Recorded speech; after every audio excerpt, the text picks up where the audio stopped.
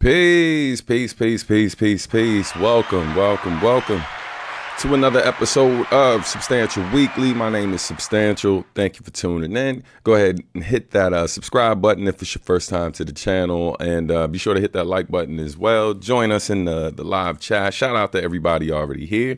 What's Warpath is showing off today, coming through first. Shout out to Darren already here, Green Face Kid, who was first in his mind, Joshua McGee, Pepper in the building. Yeah, man. Yeah. So, what's going on, family? Man, I know, right? Closing in on 12K. We're closing in on 12K over here. Close to 12,000 subscribers, man. Definitely counting the blessings. I appreciate all the love, y'all. Breno, peace, welcome. I hope I said your name right. All right, or Breno. But yeah, man, a lot to cover today. We are going to be doing a live breakdown of the song Ain't No Happy Endings today.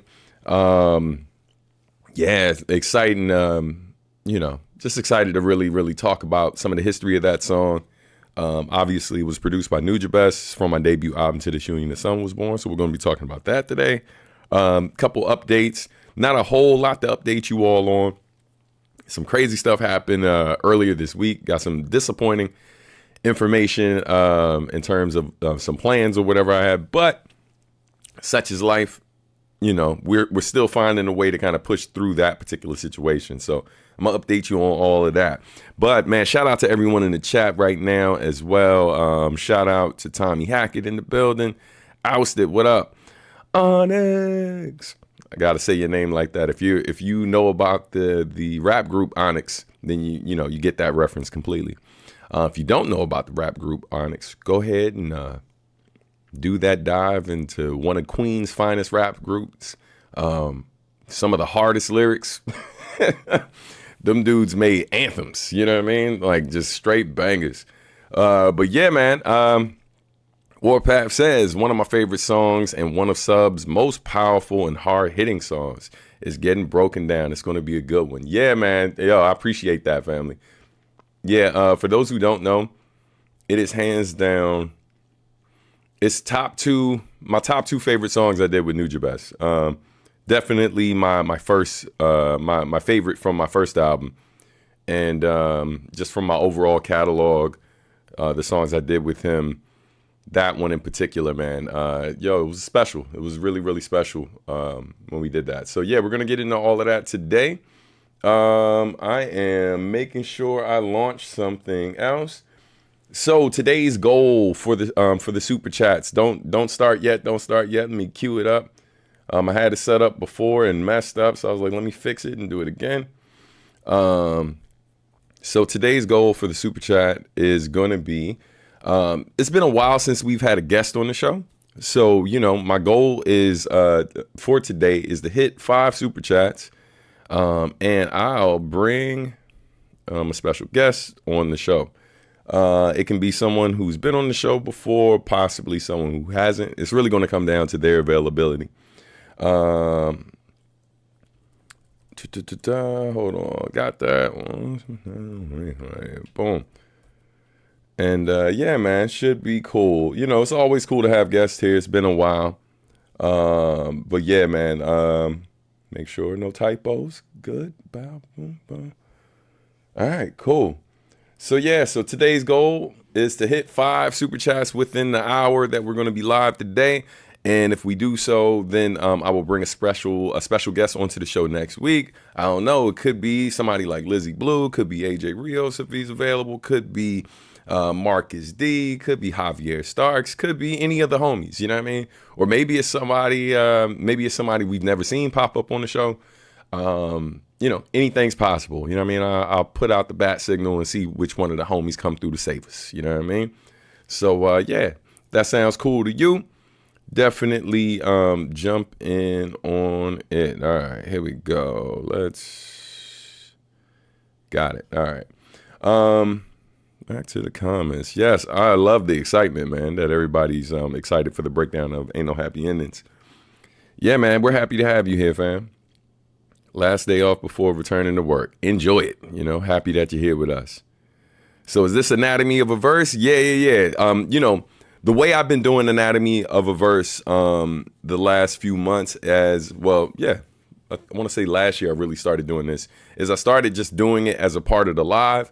And then if time permits, I try to go back in, edit it from the video. And then a lot of times these breakdowns really take like 30 to 45 minutes, like really of me breaking it down. And I go back in and edit it down to like 10 to 15 minutes, which is crazy. Like if you've ever done any editing and try to cut something that's like an hour or close to an hour down to like 10 to 15 minutes, it is not an easy task. So, but I tend to do a lot of, and so check it. So most of it is chopping that crap out. And then every now and then I'm a man of a certain age. And when you get to my age, you're so used to people, like, it's like people hear you, but like sometimes their face reads like they don't. And so you get into this habit of repeating yourself a lot because you think people miss what you said, which sometimes they do. But when you realize they didn't, it can be annoying. So a lot of editing the videos, too, is me cutting out things that I've repeated like multiple times in it that isn't necessary. So, no promises, man. Like I try my best to do it when I can, but it definitely takes a long, like it's an all day thing whenever I have to do the editing. For those who don't know, if it's your first time to the channel, a lot of the stuff that y'all see here, I'm doing myself. Every now and then I work with other people who help out with some of the content on the channel. But the bulk of it is me. And if you don't know, I got a million things going on, just like most of us, right? So it's challenging sometimes to give the channel as much attention as I like. But the beautiful thing is every Sunday, 12 noonish, we're right here doing the live. So appreciate y'all. So let's keep it pushing. Pepper says, speaking of your first album, will you ever do a CD release? I can't find it online anywhere. Yeah, the CDs haven't been re-released or repressed since when it first came out nearly 25 years ago.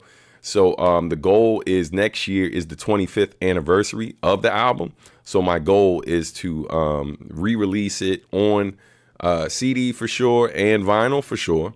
But possibly maybe doing like a small run of cassettes, which has never been on cassette before. So I think that could be cool too. But yeah, so that's part of the plans for next year.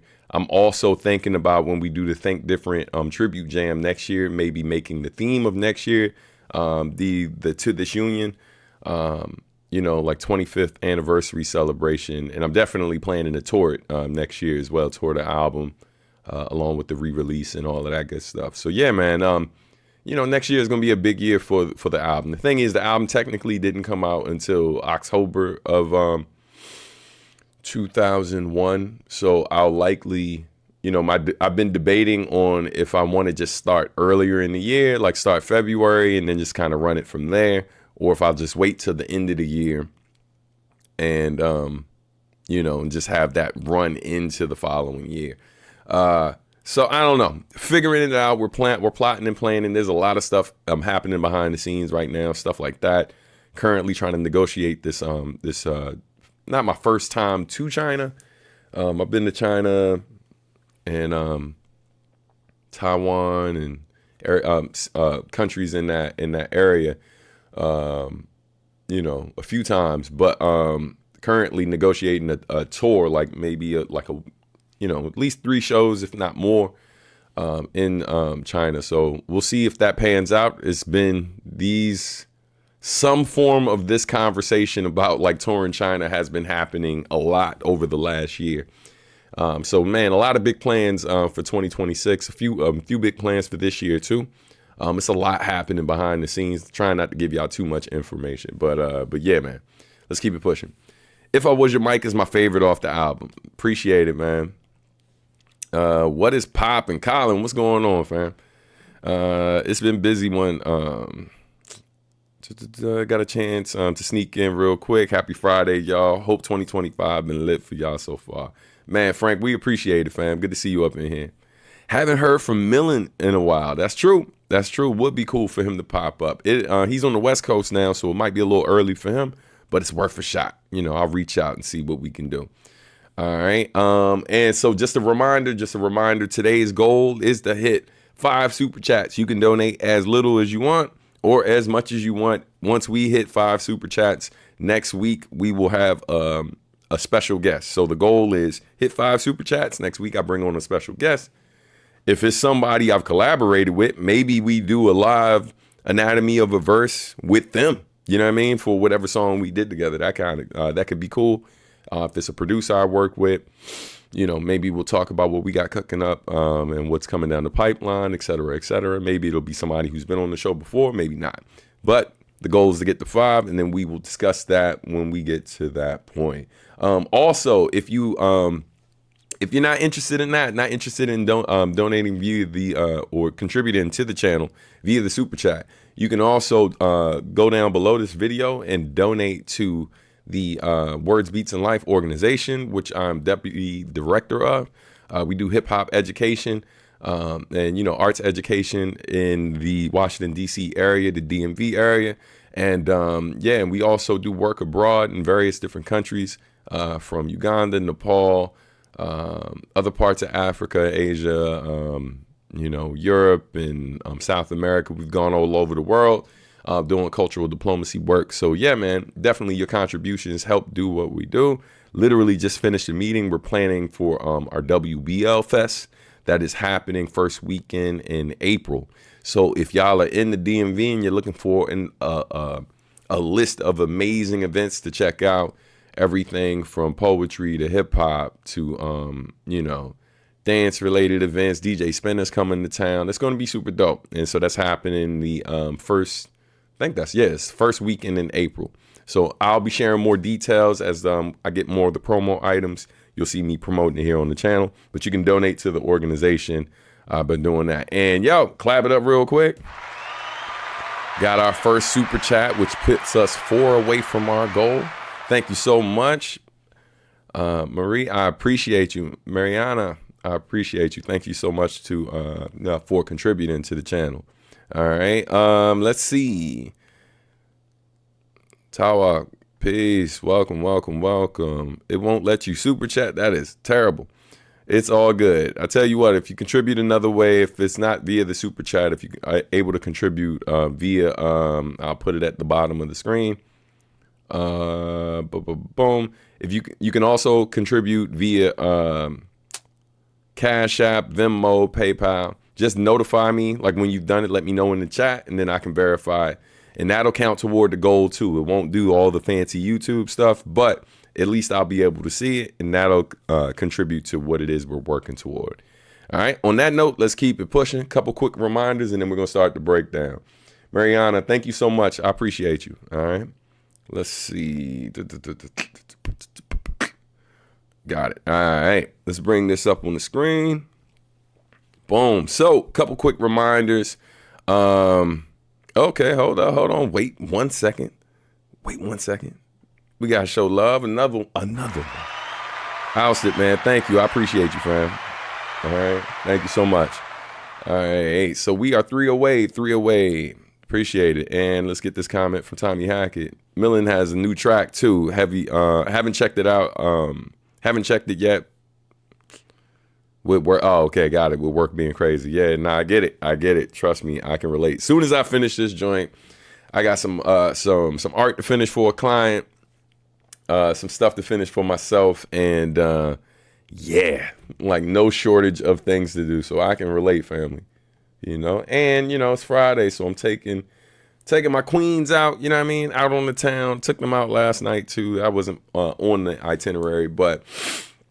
You do what you do for the people you love. All right, let's see. Had issues with Super Chat before.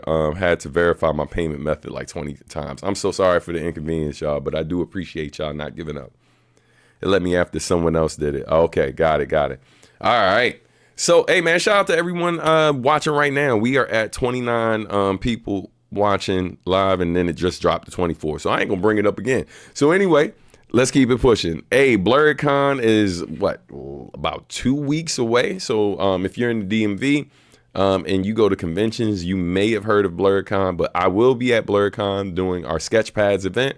Sketchpads is basically a live art and music lounge where we have a music producer, which will be me, playing beats, instrumental tracks, while a visual artist will be drawing live. So in the past, we've had my oldest daughter. She's done it like a few times. We did it at this really small con where she tried it out for the first time. And because she's a really good visual artist and her skills have been, it's been dope to see, man, just her getting better and better every day.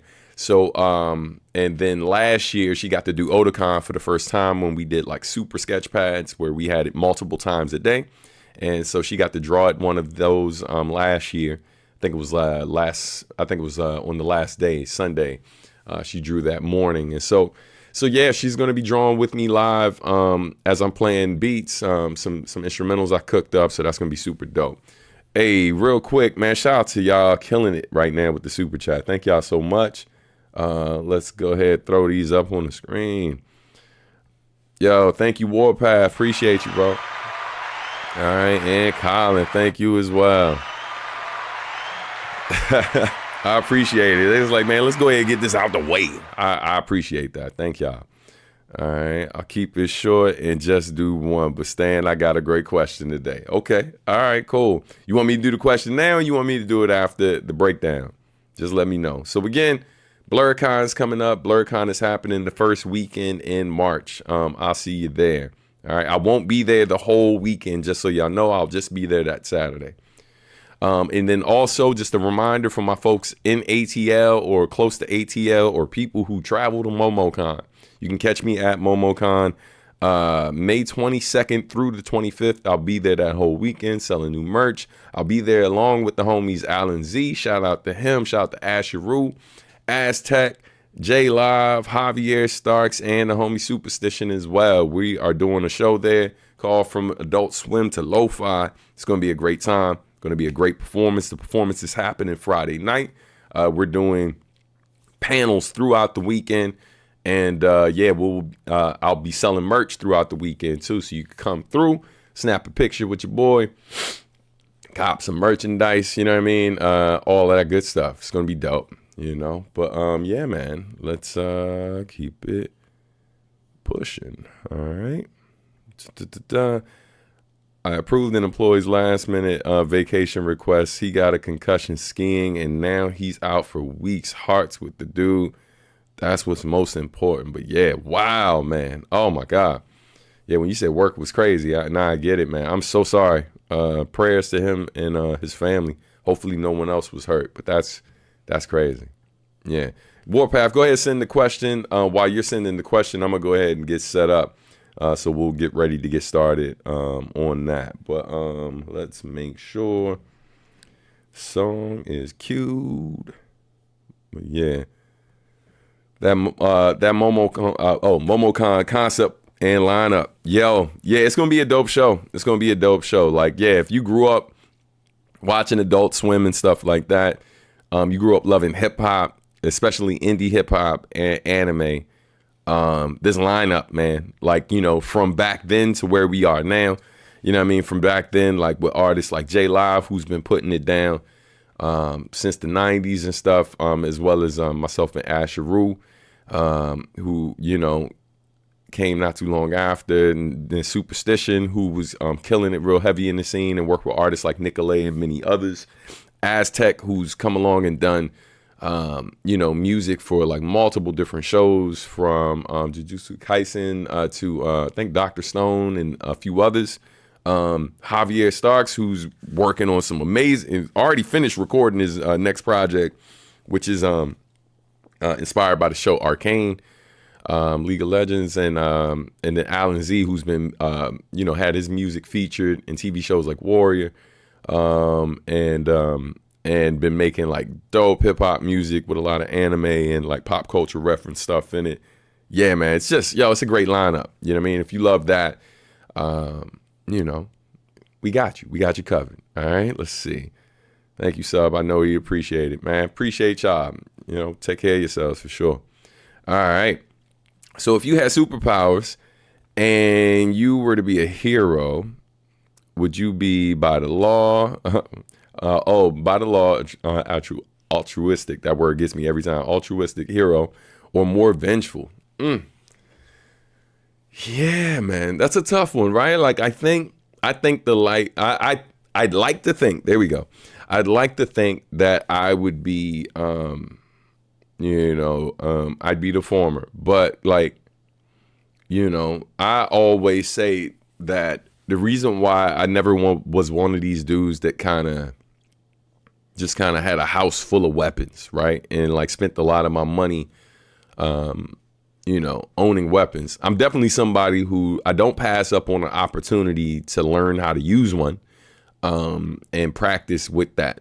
So it's one of those situations where if I'm ever in a situation that is dangerous and I have access to it, like there's not going to be a lot of time spent trying to learn how to use a thing that I've used more than a few times. So, I err on the side of caution in that, like, I know the importance of knowing how to use these things and have access to weapons, right? Or like in this case, we're talking about having abilities. But the thing that's always made me hesitant is a couple different things, right? One, there's the whole, like, because there are moments where we get really upset with people we're dealing with, right? Who sometimes mean us harm, and other times people who are just, they're just responding the way they always respond without putting much thought into how that affects the person they're talking to. And to be real too, man, like, and that's always a slippery slope too, because like, like if the goal is to be truthful and you are being respectful, it's just not what the person wants to hear. They're going to feel disrespected regardless. So in those moments, like, not everybody's really coming for you per se. But because I've definitely been a person that has felt like, felt violated, right? Or disrespected, or people have tried you. And, in those moments, like, because of what has happened, like, like you feel like handling it, you know what I mean? Whether it's with words or it escalating to something more. I know what that feels like. I'm not somebody who acts on that type of stuff recklessly. So I'm confident that if I had those abilities, I wouldn't be a vengeful person. I like to think, but there's a line in Punisher. No, not Punisher, the TV show. It was in Daredevil, but Punisher said it, where he says, he was like, "You think you're better than me?" He's talking to, Daredevil, who he calls Red. He's like, "You think you're better than me? You're one bad day away from being me." Right? I think that line, that's too real, man. Like, I think all of us would like to fashion ourselves as good people, right? I think all of us set out to be decent human beings. However, trauma changes people. You know what I mean? Bad experiences change people deeply, right? And not everyone's built the same. Not everyone's capable of dealing and processing what they go through the same way. And so I've been through some pretty horrible experiences, and I think I've come out okay, all things considered. I'm not without my flaws, but I know there's worse things that could always happen. And so I've turned out all right thus far. I'd like to think I'd be all right going forward. But there are some things I have not experienced that if those things happen to me, I can't make you no promises, fam. I can't make you no promises. So I appreciate the question. That's definitely a heavy question. But I think I'd be the former, you know what I mean? But yeah, man, I'm excited to see this new season of Daredevil. It's funny that I brought that up because I think the whole crossing the line thing, I think that's something we're about to see in this new season with him, with the character, with the TV show Daredevil Born Again, where like he's somebody who does his best to not cross the line. But I think there's going to be a moment where we see them cross the line and struggle to find their way back. So, yeah, man, thank you for the question. On that note, we're going to keep it pushing. Oh, wait a minute. Hold up. Yo, thank you so much. I appreciate you. Really, really appreciate you. I feel like this is the first time seeing you up in here, so thank you so much. Really appreciate the love. All right, have a great one. I'm sorry you got to go.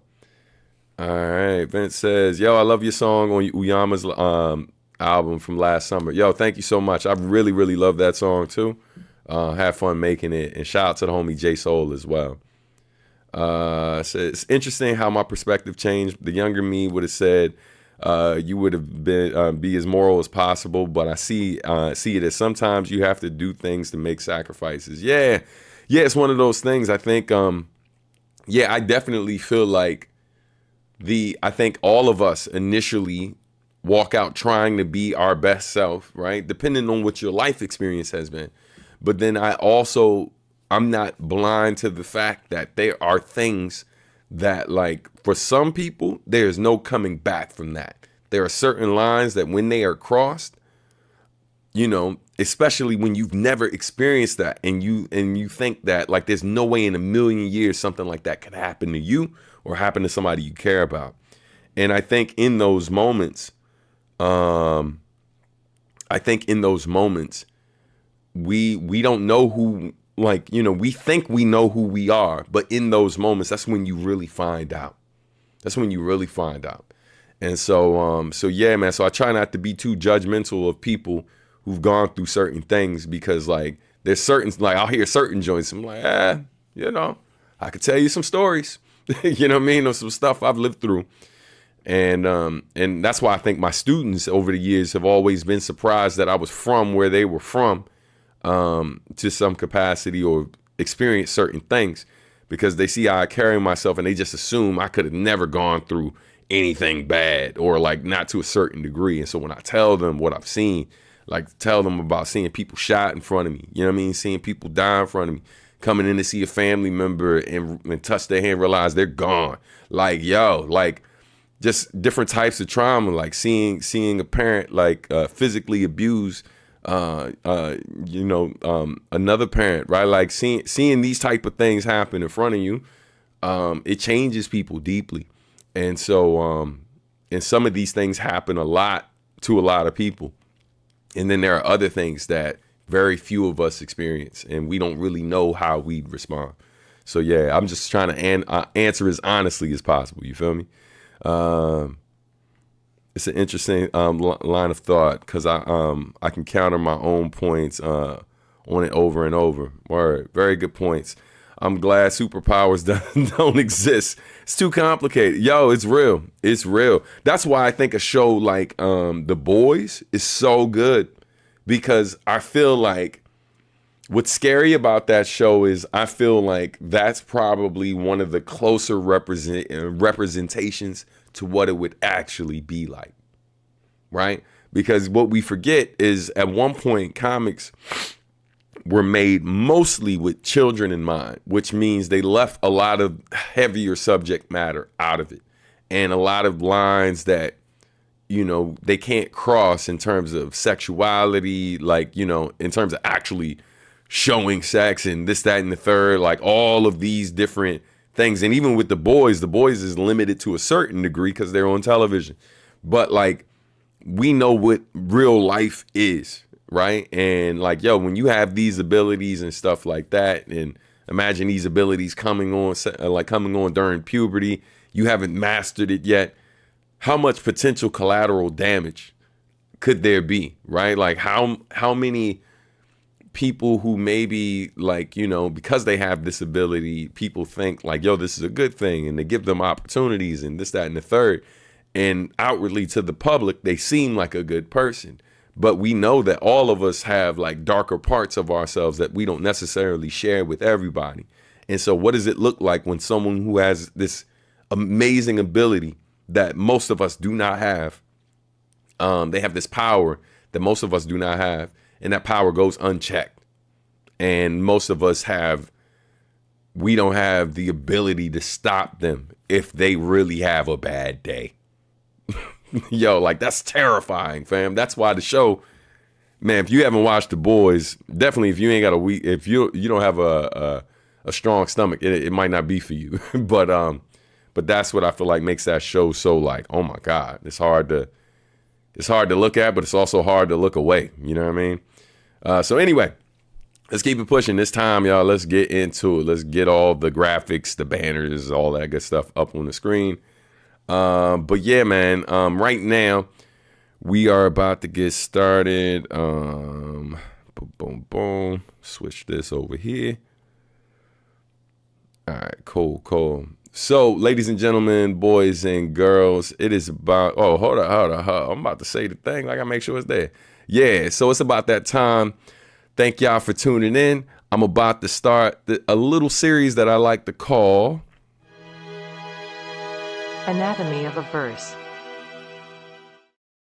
All right. So again, welcome to the channel. If it's your first time here, be sure to subscribe. My name is Substantial, and I'm about to get into something that I like to call Anatomy of a Verse. This is where I break down lyrics from my different songs that I've done over the years.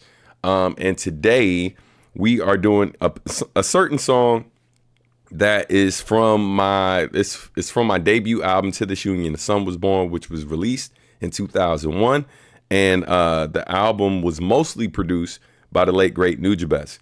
I saw a comment on a post the other day, which I found to be interesting, because it was just talking about how like the music that was produced on the record and how Nujabes did most of it. Which if you read the credits, you can see all the tracks that he did. But the person kind of made a comment that was like making it seem as though like he may have produced more of it and just didn't take credit for those things.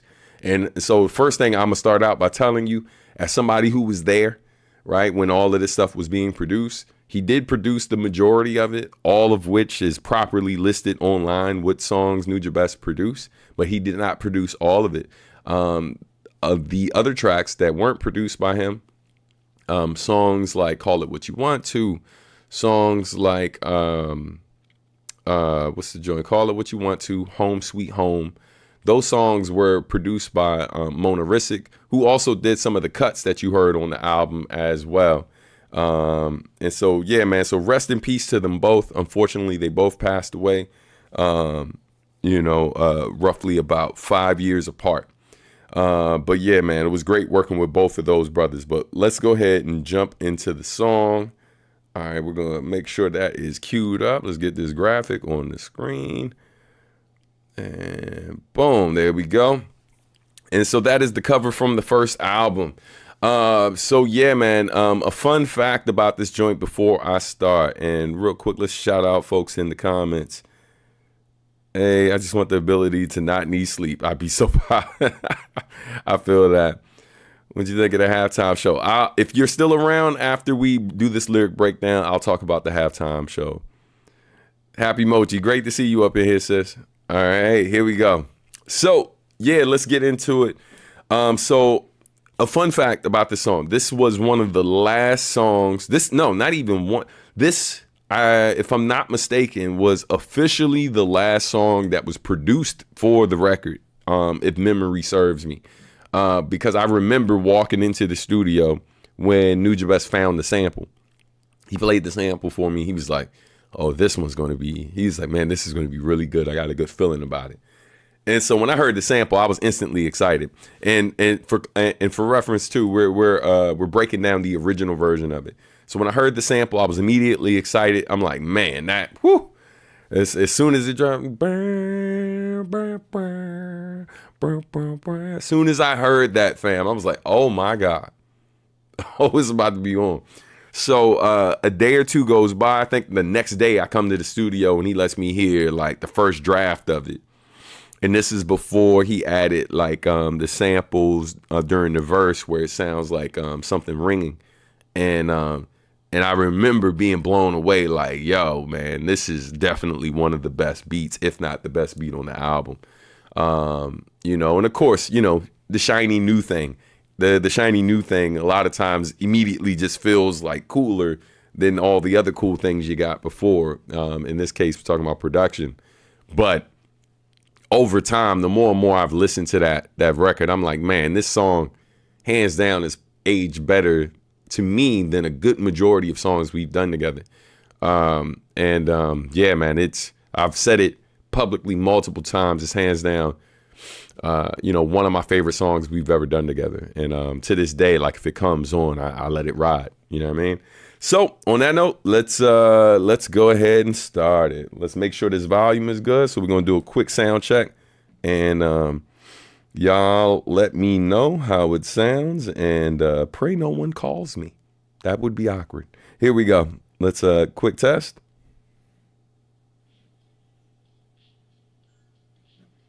Nope. Hold on.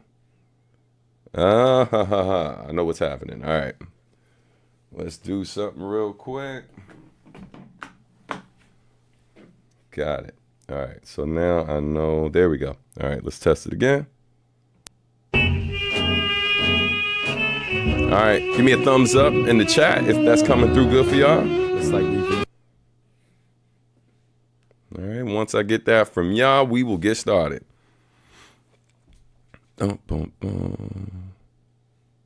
This beat for this plus subject matter of your verses never fails to give me chills. I appreciate it. Thank you. All right. Boom. Got a thumbs up. All right. It's time to rock. Let's do it. Hey, we got Brazil in the house. And I forgot to ask y'all to let me know where y'all are watching from. Be sure to drop that in the chat. But let's go ahead and get the song started. So, you know how this works. I play the joint. I stop it at some point. I start to break down the lyrics. But let's go ahead and let it ride.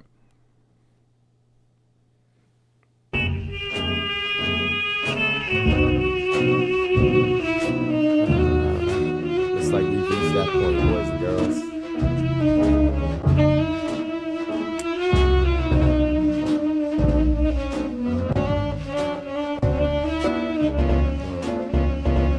Yeah.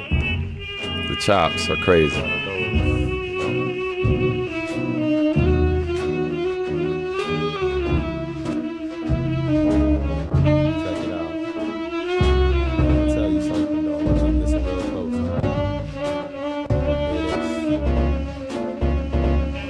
Yo, there ain't no happy endings, cause nothing really ends. When your life is over, another begins. And that's the way it works in the circle of life. Balancing those good days with the times of strife. Yo, there ain't no happy endings, cause nothing really ends. When your life is over, another begins. And that's the way it works in the circle of life. Balancing those good days with the times of strife. Just trying. Yo, so out the gate, the hook. Man, when I wrote this song, so, the truth of the matter is the first verse of the song was actually written before I even heard the beat, right? But I didn't have a title for it. Okay.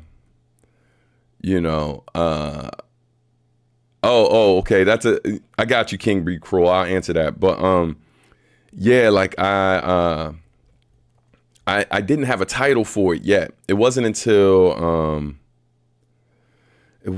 I heard the beat, right? Because the verse didn't really have a home. It was just a verse that I kind of wrote around the time I was attending a lot of poetry spots, and I didn't have a beat for it. I just had a random instrumental that I would put on, and yeah, I just started writing lyrics that came to me. Like there was no kind of clear like thing that I knew that I wanted to talk about. I just was just like, man, I got some stuff on my mind. I felt like writing, so it was really just a free verse. Yeah, man. And then this verse that's coming up is what is what came of that. But hold on, just making sure. I'm trying to find something real quick. Oh man, I'm trying to find this particular thing so you can know what this reference is. So there we go.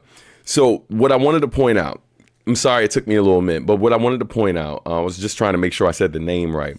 So the hook, why the song is called Ain't No Happy Endings, is partly because of the beat, but that lyric, there ain't no happy endings because nothing really ends, is basically like me paraphrasing the movie The Last Unicorn.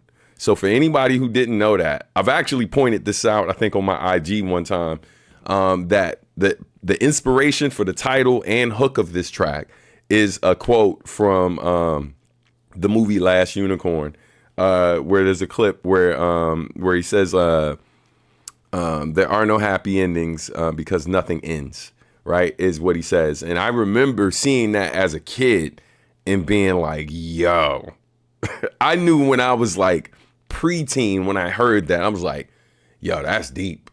Like, I love something that's just said in a very simple and concise way, but makes such a, a powerful point. And so for anyone who didn't know, I credit all the time The Last Unicorn for being the inspiration to the name of the song and the hook. So the hook, there are no happy, they ain't, how I said it, ain't no happy endings because nothing really ends. When this life is over, another begins. That's the way it works in the circle of life, balancing those good days with the times of strife. So also think of like Nas's lyric where he's like, a baby is born, same time a man's murdered, the beginning and end. So it's one of those things, right, that like just constantly thinking about that cycle of life and other cycles that exist within it. And how we move through the world, how we move through life, and like just understanding that like even like while I can be sad to know that someday my life will end, right? There's energy I put out in the world. There's exchanges I've had with people, hopefully mostly good, that will live on. That energy lives on. And so it might be an ending for my physical, but the art I've made, the relationships I've had with people, hopefully my story lives on in some capacity in a way that people benefit from. It's like, it's not about like those accolades don't benefit me when I'm gone, right? But however, that story, if I live a life that is that becomes a story worth telling, worth sharing with others so they can find motivation, inspiration, whatever they need to push forward, then my life has had like, I believe now my life has meaning, but like it has greater purpose. You understand what I'm saying? So that's really, like what I'm trying to explore in this song. And I'm really looking at what my day-to-day experiences are and trying to make sense of it all in real time. And when I wrote this song, I wasn't even 21 yet. Okay, I turned 21 in Japan. So when I started writing this, I think I was like maybe 20, maybe 19 when I wrote the first verse. And like I think I just turned 21 by the time I finished inking the second. All right, but yeah, let's keep it going. Life's precious for granted, I never take it. Every breath I breathe to me sacred. Back when I was young, my only love was football and my mama. Learned to use curse words before I ever used the comma. Yo, so man, like where it's like just trying to make it life's precious for granted, I never take it. Every breath I breathe to me is sacred. Again, I'm like 19, 20, somewhere around there when I wrote that particular part. That's at a time where I feel like a lot of my peers, not all of them, but some of my peers are a bit more reckless, right? But like when I say I'm just trying to make it, like just some for context, right? I was diagnosed with high blood pressure when I was 14 years old. But by the time I was 15, I was on I was taking medication like for high blood pressure, the type of medication that elders in my family was taking. Okay. Because that's how bad it was. And by the time I wrote this too, I've been shot at like multiple times in different altercations I had with people. And so like near-death experiences and stuff, and not including the amount of times that I got in an altercation and someone pulled a gun on me. And so just all of these different instances, not including, God knows how many homies or whatever had either been died or like people I knew who were killed by that point, including family members and stuff. So like, there's a line that I say in another song of mine. I was like, I've been to more funerals than graduations.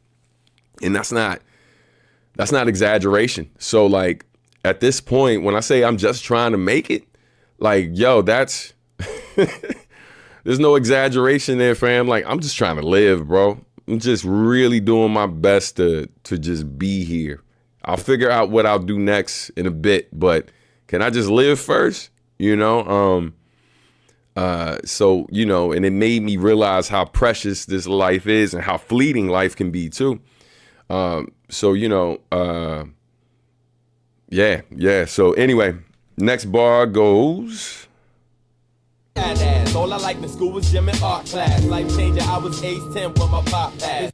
Yeah, so it was like, you know, also acknowledging too that like with all the different stuff that that I went to, 'cause I think the lyrics before that was like, back when I was young, my only love was football, and my mama learned to use curse words before I ever used the comma, right? Like, yo, of course, like a lot of people where I'm from, you know, if you grew up with a single mom and stuff, grew up like being raised by a single mom, your mom's everything to you. She's literally your whole world. Of course, you know, you got siblings, you got other family, you got cousins, all that. But if your mom is out of the picture too, and that's happened as well for a lot of homies where they end up being raised by their grandparents. I was lucky that my mom was always present. You know, the good things about me and some of the not so good things about me, it came from her. And that's why the following line where I was like, learn to use curse words before I ever used the comma. Yeah, man, if you met me probably like elementary to like right before college, like, yo, the mouth on me. I remember one time meeting up with a friend. I think her mom was driving her in, and apparently, like, subconsciously, I was talking to them, but I didn't even realize, because I'm talking to them, I don't see their mom. I just see the two girls, and apparently I cursed like 3 times.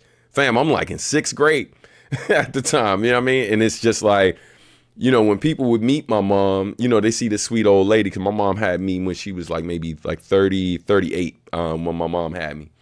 So like, you know, I had one of those, I've never seen my mom without gray hair, so people thought like, you know, I was being raised by my grandparent sometimes. But like, they just didn't see her like saying certain things, cursing, using the N-word, that like they didn't know this part of her. And like, yo, like, because I lived with her, I'm like, oh man, listen, anything coming out my mouth that sound crazy, I've heard in my house. You know what I mean? Whether it was her, my pops for you know, my pops was only around, like, he passed when I was 10, and he was maybe around for like half my life at that point. You know what I mean? And so some of that I got from him, some of that I got from her, my siblings, and then of course my friends and stuff like that. So my mouth was crazy. It was really, really crazy. You know, and but like when I say so that's why I say after that, little badass, all I liked in school was gym and art class, right? Like, so there was a point where like I was a straight A student, and then it got to a point like when my pops passed away, and we were dealing with his health progressively getting worse. There was a change happening in me, and so all of a sudden, I went from being, I mean, not even just with him being sick, like from the time he came home and me dealing with the stresses of him being who he was, you know, my grades started to suffer, and I started to get in more trouble at school. And so, so that's why I was like little badass. All I loved in school was gym and art class. So at that point, that's why I started moving away from being this kid that like almost like, you know, perfect attendance, straight A's and stuff, like occasional B. This is like through 3rd grade. So it's not a long period of time this is going like this for me. But by 4th grade, when my father moves back in the house after seeing what I experienced, like in, you know, him beating on my mom, like, you know, that affects you. It's like, you know, I'm happy for a second when he walks through the door, because I'm like, wow, because I haven't seen him in like 4 or 5 years, 4 years, maybe something like that. So there's, you know, I'm still little. So like, of course, like you're happy to see them as somebody you haven't seen in a while. But that feeling started changing like very quickly. You know what I mean? When I remembered like a lot of the things that made him him. So yeah, man. And so like art became like, you know, escapism for me. You know what I mean? I was already drawing, but like I really started pushing it a lot further. I loved music at this point, but I wasn't making it yet. I think I started playing around with writing rhymes like maybe a year around, like it was around that year of him passing or whatever. Somewhere around that time is where I first started writing rhymes as well. But like, and then the other thing is too, because my father, my uncles and stuff, like they were very physically imposing, like, you know, they were big dudes. I'm one of the smaller men in my family. I'm 6 feet tall, but I'm one of the smaller dudes in my family, me and my brother. And yeah, so I started like really getting into sports. And then maybe like the summer after my 5th grade, that's when I really started getting into, because I had also taken some martial arts, but I hadn't really started applying myself yet. So by the following year, that's where I really started. Like when I said gym, like I ain't say PE, I said gym. Like I was starting to kind of really getting in, working out, playing sports and doing different things like that, and starting to get a little more cut up. But yeah, man, it was just it was an interesting time, man. Like in my early development. All right, let's keep it going. The cancer sticks and alcohol proved to be tragic. My fam seen it all, we became immune to the habit. My lyrics is satisfaction for those who used to be addicts. Soothing the beast within all those who used to be savage. So yeah, so like I already got to the point where it's a life changing. I was age 10 when my pop passed. I already broke that down. Then I say like his love for cancer sticks and alcohol proved to be tragic. That's ultimately he had a form of throat cancer that was what's led to his death. And then I was like, when I said like my fam seen it all, we became immune to the havoc, right? Like by that time, I think my grandfather had already been, my grandfather on my mom's side had already passed. My Uncle Joe was murdered. Like I was really young. I barely remember that, but I knew, I would hear the stories, and when I would go see my grandmother in Baltimore, like literally for many years, you could see his blood stains on the steps from where he died on the steps, trying to make it home. And what was this? My grandfather passed. He was murdered. Then my Uncle Zach ended up passing. That was my uncle I was closest to. Jesus, who else? Rest in peace, Bubba. He was a family friend. Someone who was murdered. Another one of my uncles, who I wasn't super close with. I just like met him one time or whatever. He was murdered as well as one of my mom's brothers. Like all of this was happening. I think most of that was happening prior to my pops passing. Right. So like, you know, they always say death comes in threes. Right. So like when I say like my fam seen it all, we became immune to the havoc. Like, yo, that line, and man, I was broke up when I saw Black Panther, because that line where he's like, yo, people die every day. That's just how it is around here. Yeah, shit was too real. But like when I say my lyrics are satisfaction for those who used to be addicts, soothing the beast within all those who used to be savage. Like, you know, trying to make, I knew young when I was doing this, like I won't say I knew, but as I started growing in my writing, I knew I was doing this for like people who came through certain things, right? Like it was dope how like people from all walks of life started to feel it. But initially my goal was really like, yo, folks who've been through what I've been through and managed to come out on the other side like fairly clean and all things considered, like, yo, you know, this is, you know, you writing for younger you know what I mean? And so, yeah, man, let's see, let's keep it going. I know this is heavy, but yeah, y'all asked for it. So here we go. I advocate the acronym FUBU speak to you, as if my tongue was tattooed with the word Yahoo. Yeah, so when I say I advocate the acronym FUBU speak to you, as if my tongue was tattooed with the word Yahoo. So yeah, that part, like FUBU means for us, by us, right?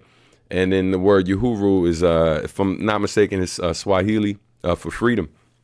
And so like when I say like how when I would write, like I was, you know, and still to this day, like almost anytime I'm writing with certain people in mind in certain instances, right? Sometimes it's specifically like people from my community, right? And then other times it's like I'm writing specifically thinking of family, and then, there's times where like, yo, this is really just written for anyone who can relate to what's being said. But at that time, man, like, I would get in certain settings where I would be around people who weren't from where I was from, and just like I tell stories like I'm sharing now and talk about different things I seen and all of that, or get upset about something and then be looked at like I'm crazy, right? For feeling like I do. And I'm like, yo, you like, I could see why you would think that if you hadn't, like, if you weren't there, but like, cause I know this is not normal. Like, I know now that a lot of what I experienced was not normal, right? Like, in that the average person didn't experience some of those things or see some of those things firsthand. But like, I learned over time, it took a while, like, to realize that like we all deal with some type of trauma and stuff like that, but trauma looks different for different people. And so like sometimes like letting people too close or whatever who really haven't had those experiences or results in you being judged as if something's wrong with you. And to a certain extent, there is something wrong, right? Like, repair hasn't happened, like, and you're dealing with like major harm and trauma and stuff like that you just never addressed. Especially if you came from a place where like, yo, there wasn't a lot of room for you to be soft. You know what I mean? And I think part of the reason why I became a bit more sensitive over time, or maybe started out as a bit more sensitive than a lot of my peers and maybe some of my family and stuff like that, was just because, yo, I was lucky enough to be raised by a bunch of amazing women, and my mom and my sisters, doing the best they could. They weren't without their flaws, but they kind of gave me space to feel the feels. And then like, yo, my mom made it okay for me to start seeing my counselor at school on a regular basis too. So I was able to talk through a lot of what I was experiencing. So I was finding freedom in that, you know what I mean? So when I say I advocate the acronym FUBU, speak to you, as if my tongue was tattooed with the word Uhuru, right? As if my tongue was tattooed with the word freedom. And so, yeah, man, finding our way. All right. I freestyle to emancipate my states. Fuck 21, I like to live the C98. Yo, so using tattoo with the word Uhuru, using my freestyle to emancipate mind states. Basically using my freestyle to free minds. And then I say fuck 21, like I'm trying to live the C98. Like I just, instead of saying 98, I said 98, so it was a cleaner rhyme with mind state. But yeah, man, really just thinking about what I experienced and how at one point I couldn't see myself growing old, but like I knew I wanted to. You know what I mean? There's a line in the movie Menace to Society where his grandparents, Kane's grandparents says to him, it's like, son, do you care whether you live or die? And like he looks down and then he looks at his grandfather and he was like, I don't know. That movie, man, if you've never seen Menace to Society by the Hughes brothers, it's a really heavy film. It's definitely a hard watch if you're not accustomed to watching films like that about like the part, I think that was like takes place in like Watts. And but yeah, man, I saw that movie 6 times in theaters. Like it was too real. It was too real for me. It's like I didn't grow up in Cali, but I grew up around a lot. And I think a lot of times people hear a lot of the positive music I make and they don't realize like what I've seen and experienced, because I don't really kind of glorify it or talk about it in the way that a lot of artists who experienced it had. It feels weird kind of glorifying that trauma sometimes, you know what I mean? For me at least. And so, yeah, but seeing that movie, man, like that particular scene where he was like, son, do you care if you live or die? And I remember the point in my life where it's like, yo, I just felt like I wasn't going to make it past a certain age. So you kind of be like, you end up being a bit more careless. But at that time, like that I'm writing this verse, like, yo, now I'm in college, right? You know, I think by this time I've met my now wife, you know, I'm starting to think about the future in a different way. And things are starting to, a path is starting to clear for me. So it's like, now I care, you know what I mean? So like, you know, so this idea of growing old, being able to see the fruits of your labor, all of these different things, now they have importance. They feel real. But like, you still have this deep fear that like, yo, I might check out early though, because that's not uncommon around here, you know? Yeah, man, Menace to Society. Yeah, definitely. If you have not seen that movie, it's a hard watch, but it's a really well done movie. Yeah, like the editing and all of that. But again, like, yeah, it's a tough watch.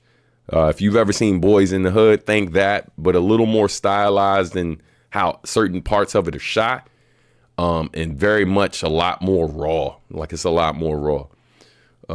But yeah, if you're a fan of the Hughes brothers, like if you've ever seen Book of Eli, which is probably one of their more mainstream movies, that like, because Denzel Washington's in it, maybe more people have seen. But yeah, they do really dope like films. Another film called Dead Presidents they did as well, about the impact of like the Vietnam War on people from like but specifically focused more so on people from the black community around that time. You know, but yeah, anyway, let's keep it going. This world got me going bananas just like a primate. People you thought you knew full of surprises like a blind date. I hate cash flashing niggas with a passion. More than life of dollars and rocking the latest fashion. Yeah, so where it's like this world's got me going bananas just like a primate. World got me feeling crazy. You know, people you knew full of surprises like a blind date. Those are pretty straightforward lyrics. And then it's like, I hate cash flashing niggas with a passion. It's more a life than dollars and rocking the latest fashion. Like, so this album is also the reason why you don't really hear me say the N-word a lot in my music.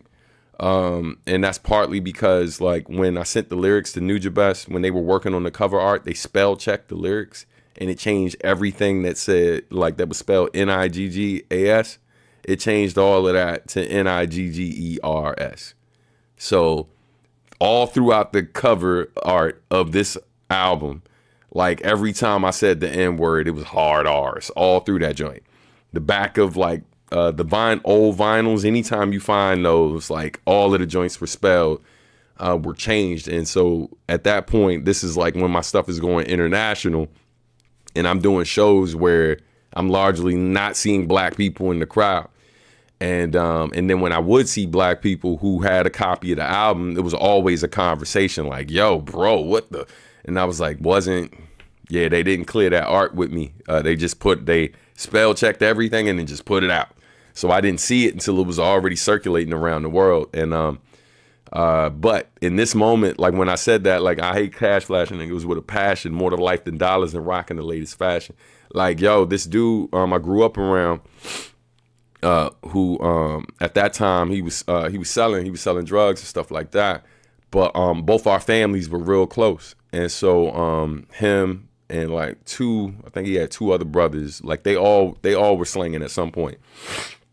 But he had kind of the reputation in the neighborhood as that dude. And like he is kind of the person that like taught me not to be too flashy. Which was crazy because keep in mind, I told you what this dude does. And most of the people who grew up where I grew up, a lot of the hip hop fashion you saw was based on what the hustlers, how the slang, like the folks who was out here, how they dressed, right? Like a lot of our fashion was based off of the people who had access to money and dressed the flies, right? So oftentimes we looked like the more flashy people who we saw because we wanted what they had. But he's the dude that really kind of taught me to move different. You know, like he would tell me like really horrible stories about some of the stuff he was involved in. But then he'd also talk to me about how we learned to move. And he was just like, you know, and I was like, man, like, y'all know what you do. But I was like, bro, you be around this joint looking. I wasn't wild disrespectful to him because he is who he is. But But we had enough of a relationship where I was like, bro, you be out here looking like you ain't got it like that. And I know you got it like that. So what's up with that? And he was just like, nah, bro. He was like, they don't need to know what I got. He was like, man, you know what it's like around here. If I show too much, people come for you. You know what I mean? And he was like, when I'm around here, my mama here. So if I'm flashing too much around here, they coming in my mama's house, right? So he was just like breaking it down to me. He was like, man, I got a whole other apartment in the city, about like 30 minutes from here. I got a different car there. I rent a little spot in the garage. That joint stay covered up. He's like, around here, I push my little bucket, my little hoopty joint. I throw everything. I throw a bag for the weekend in the car. I drive into the little garage joint, go park my car in one space, and then the little rented space, my nice joint. I pull that out of there. I go pick up my dry cleaning. Yo, like this dude's like early 20s. Yo, like he was just putting me on, and he was just like, yeah, man. He's like, people ain't gotta know everything I got. You know what I mean? He was like, bro, come on, man. I drove up to my mom's joint one time in the nice joint I had. He's like, dude, tried to jack me right in front of my mama's house. You know what I mean? So like, it was just like, yeah, man. And it made me think of a line that Andre 3000 said later, where he's like, Bill Gates don't flash diamonds in the face of peasants when he Microsofting in the place, right? Like, so it's this idea that just because you have more don't mean you got to show off everything you got in front of people who can't get access to that, especially if you ain't going to show them how to get where you're going. So I think that's part of the whole, like me being a teacher and this, that, and the third, as I've learned to move through the world and make a living for myself and do different things. Like, you know, like I've gone into certain neighborhoods and communities that are similar to where I grew up, gone into like juvenile detention centers and spoke the youngest part of the whole reason why I teach the business side of it, so I can help people get access to more funds to be able to do the things they want to do, be able to take care of themselves while also making art that they enjoy and they respect and whatever, you know what I mean? So like, you know, it's like if you're gonna do this, man, like just being mindful of people who aren't as fortunate as you when you're doing it. And it's like, y'all, and it's like I've never really loved people who are like kind of overly flashy, just do the most, you know what I mean? Anyway, yeah, keep it going. Seems like we either wanna play ball or big assassins. While children go to bed, the lullabies are gun blasting. Everybody from where I was from, you know, where I'm from, in some capacity wanted to play ball, you know what I mean? And then like there definitely was like a shift as we got older and stuff like that, where it's like more pressure to be a bit harder and stuff. So that's why I say like it's like we either want to play ball or be assassins, you know? And both of those things are deeply rooted in like survival, right? Like I don't think anybody just wakes up one day and says, yo, I just want to kill people, right? Or I want to hurt people or this, that, and the third. But sometimes part of what we do is like, yo, if you grow up in a certain environment where, you know, where people exploit weakness, you know what I mean? Sometimes for their own gain, and other times it's for their safety, right? They're not necessarily coming for you because they actually have a real problem with you. But like, for example, I would go to schools like when I tested a bit higher than some of my classmates, they started sending me to different schools that were a lot further from my neighborhood. And so I'd be the only dude from where I was from at a lot of the schools I went to, like all of the schools I went to from like maybe 2nd grade through 12th grade, were almost rarely ever in my neighborhood. So I was always like the only dude from where I was from, or like one of 3 dudes in a school with hundreds of kids or thousands of kids, because the high school I went to had 2,000 students. And I'd be like one of 3 people from my neighborhood. And depending on how you came up, that ain't the safest way to live life. You feel what I'm saying? And so yeah, so a lot of times the intimidation, the bravado and this, that, and the third, it's not about showing off or trying to be tough for the sake of being tough. A lot of times it's connected to your safety. I'm trying to keep my body safe, trying to keep my mind safe. And like, it's like a dog barking. You see a little ass dog barking or whatever when a big ass dog come around, it's not so much that like this dog really thinks it can beat this other dog. It's just trying to keep that dog from jumping on him before it's too late. So it's like, if I can intimidate you first, it keeps me safe. You know what I mean? So there was multiple schools I went to where like there'd be like one little dude who was like 50 pounds lighter than me, probably like 6 inches shorter than me or whatever, trying to play tough with me as a way to kind of keep themselves safe. Like if people see them punk me, then people won't try them. Like, damn, big dude ain't do shit. Oh man, yeah, I ain't messing with that. You know what I mean? Like, and so, man, a good amount of fights I got into a lot of times was just like, yo, there's a few times where I would get into a fight and I'd wait until a lot of people in the neighborhood were around before I fought the person. Because I knew if I beat this person's ass in front of everybody else, I wouldn't have to fight as much around here. But if I was fighting, like, and it just be one-on-one and nobody's around, it wasn't no cell phones and nothing like that. So I had to make sure, it's like fighting in the town square and shit. I had to make sure there were people present, because otherwise I'm gonna be fighting all the time. So like, so I'd let people talk their shit. I'd let people chump me in certain moments. And then when it got in a setting where the homies were around, enough people where the word would get out, whip they motherfucking ass, you know what I'm saying? Just so I ain't have to deal with that shit. And, and then like certain situations where like, you potentially putting your life in harm's way or whatever, because, somebody might be strapped, but like, it's just one of those things. It just kind of came with the territory, you know what I mean? Depending on where you grew up. But, yeah, man. Anyway. The weather, I'm striving to make it better. So my motto is the contradiction, never say never. No matter the weather, striving to make it better. My motto was a contradiction, never say never. So, like, in spite of all the shit I lived through, and I ain't trying to make it seem like my life was just, like, terrible every fucking day. But yeah, man, it was challenging for sure, especially when it's just like, I just wanted to make art, bro. Just wanted to make music. You know what I mean? Wanted to chase behind whatever girl I was feeling at the time. I was just trying, man, just chilling, bro. Like, I really, really wasn't out here trying to start a bunch of shit. But like, depending on what you were around, you go to enough parties, you in enough of the wrong places, like something gonna find you. And it's like, man, I just realized at some point, I'm just trying to make my life a bit better than it currently is. And, and then a lot of my siblings, like when they kind of aged out, they were a lot older than me. So it's like, I ain't really have a ton of protection around me all the time in terms of like, I had somebody I could go get all the time. There was a point where I was like really, really young where they were around a bit more, where I had like older siblings that had my back.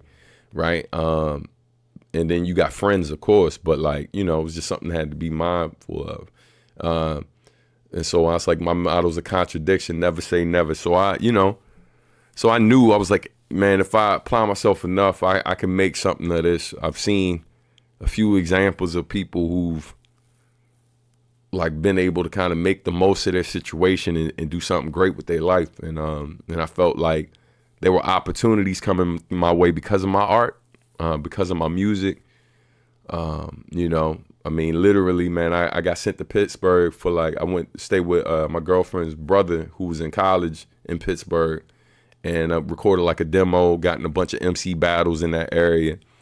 And literally that weekend that I was there, 2 dudes I kicked it with every day was shot. They both got shot. They both lived. But, I think of stuff like that where the opportunities I got to go do other things. So I just wasn't around the way all the time. And then even just getting equipment so I could start making beats, start writing rhymes and recording at home. All of that stuff kept me safe. Again, a lot of the decisions that people from where I'm from were making was about safety.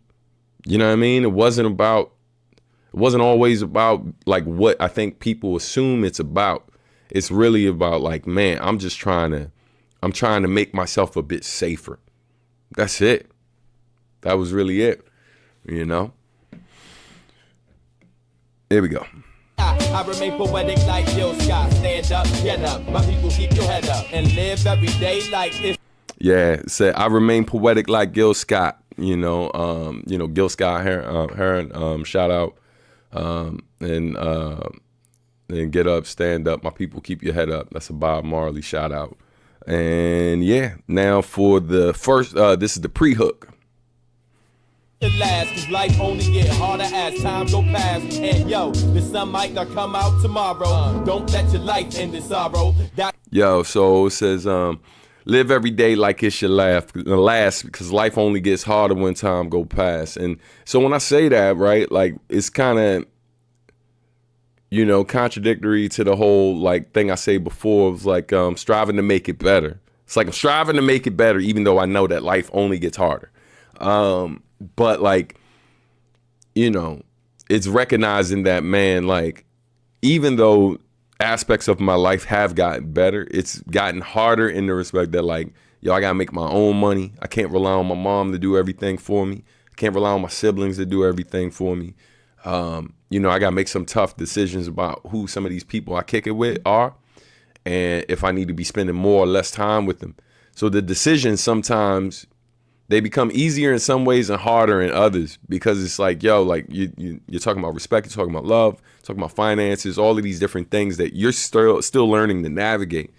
And then that part where it was like, yo, because the sun might not come out tomorrow. Like, I think the more and more you experience death around you, you feel like you got less and less time, especially when some of these people are younger than me. Some of these people are older than me.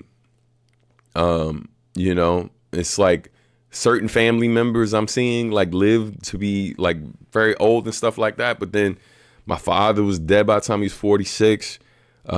You know, family friend, Mr. Bubba, who was murdered, he was in his 30s. You know what I mean? My uncles, one who was murdered, another who passed, they were in their 40s. You know what I mean? Like, these are old men. I'm literally the same age my father was when he died. So like, you know, these are things that, and that's not including like young people I'm seeing dying, you know what I mean? Like homies, like from our neighborhood who were shot, killed or whatever.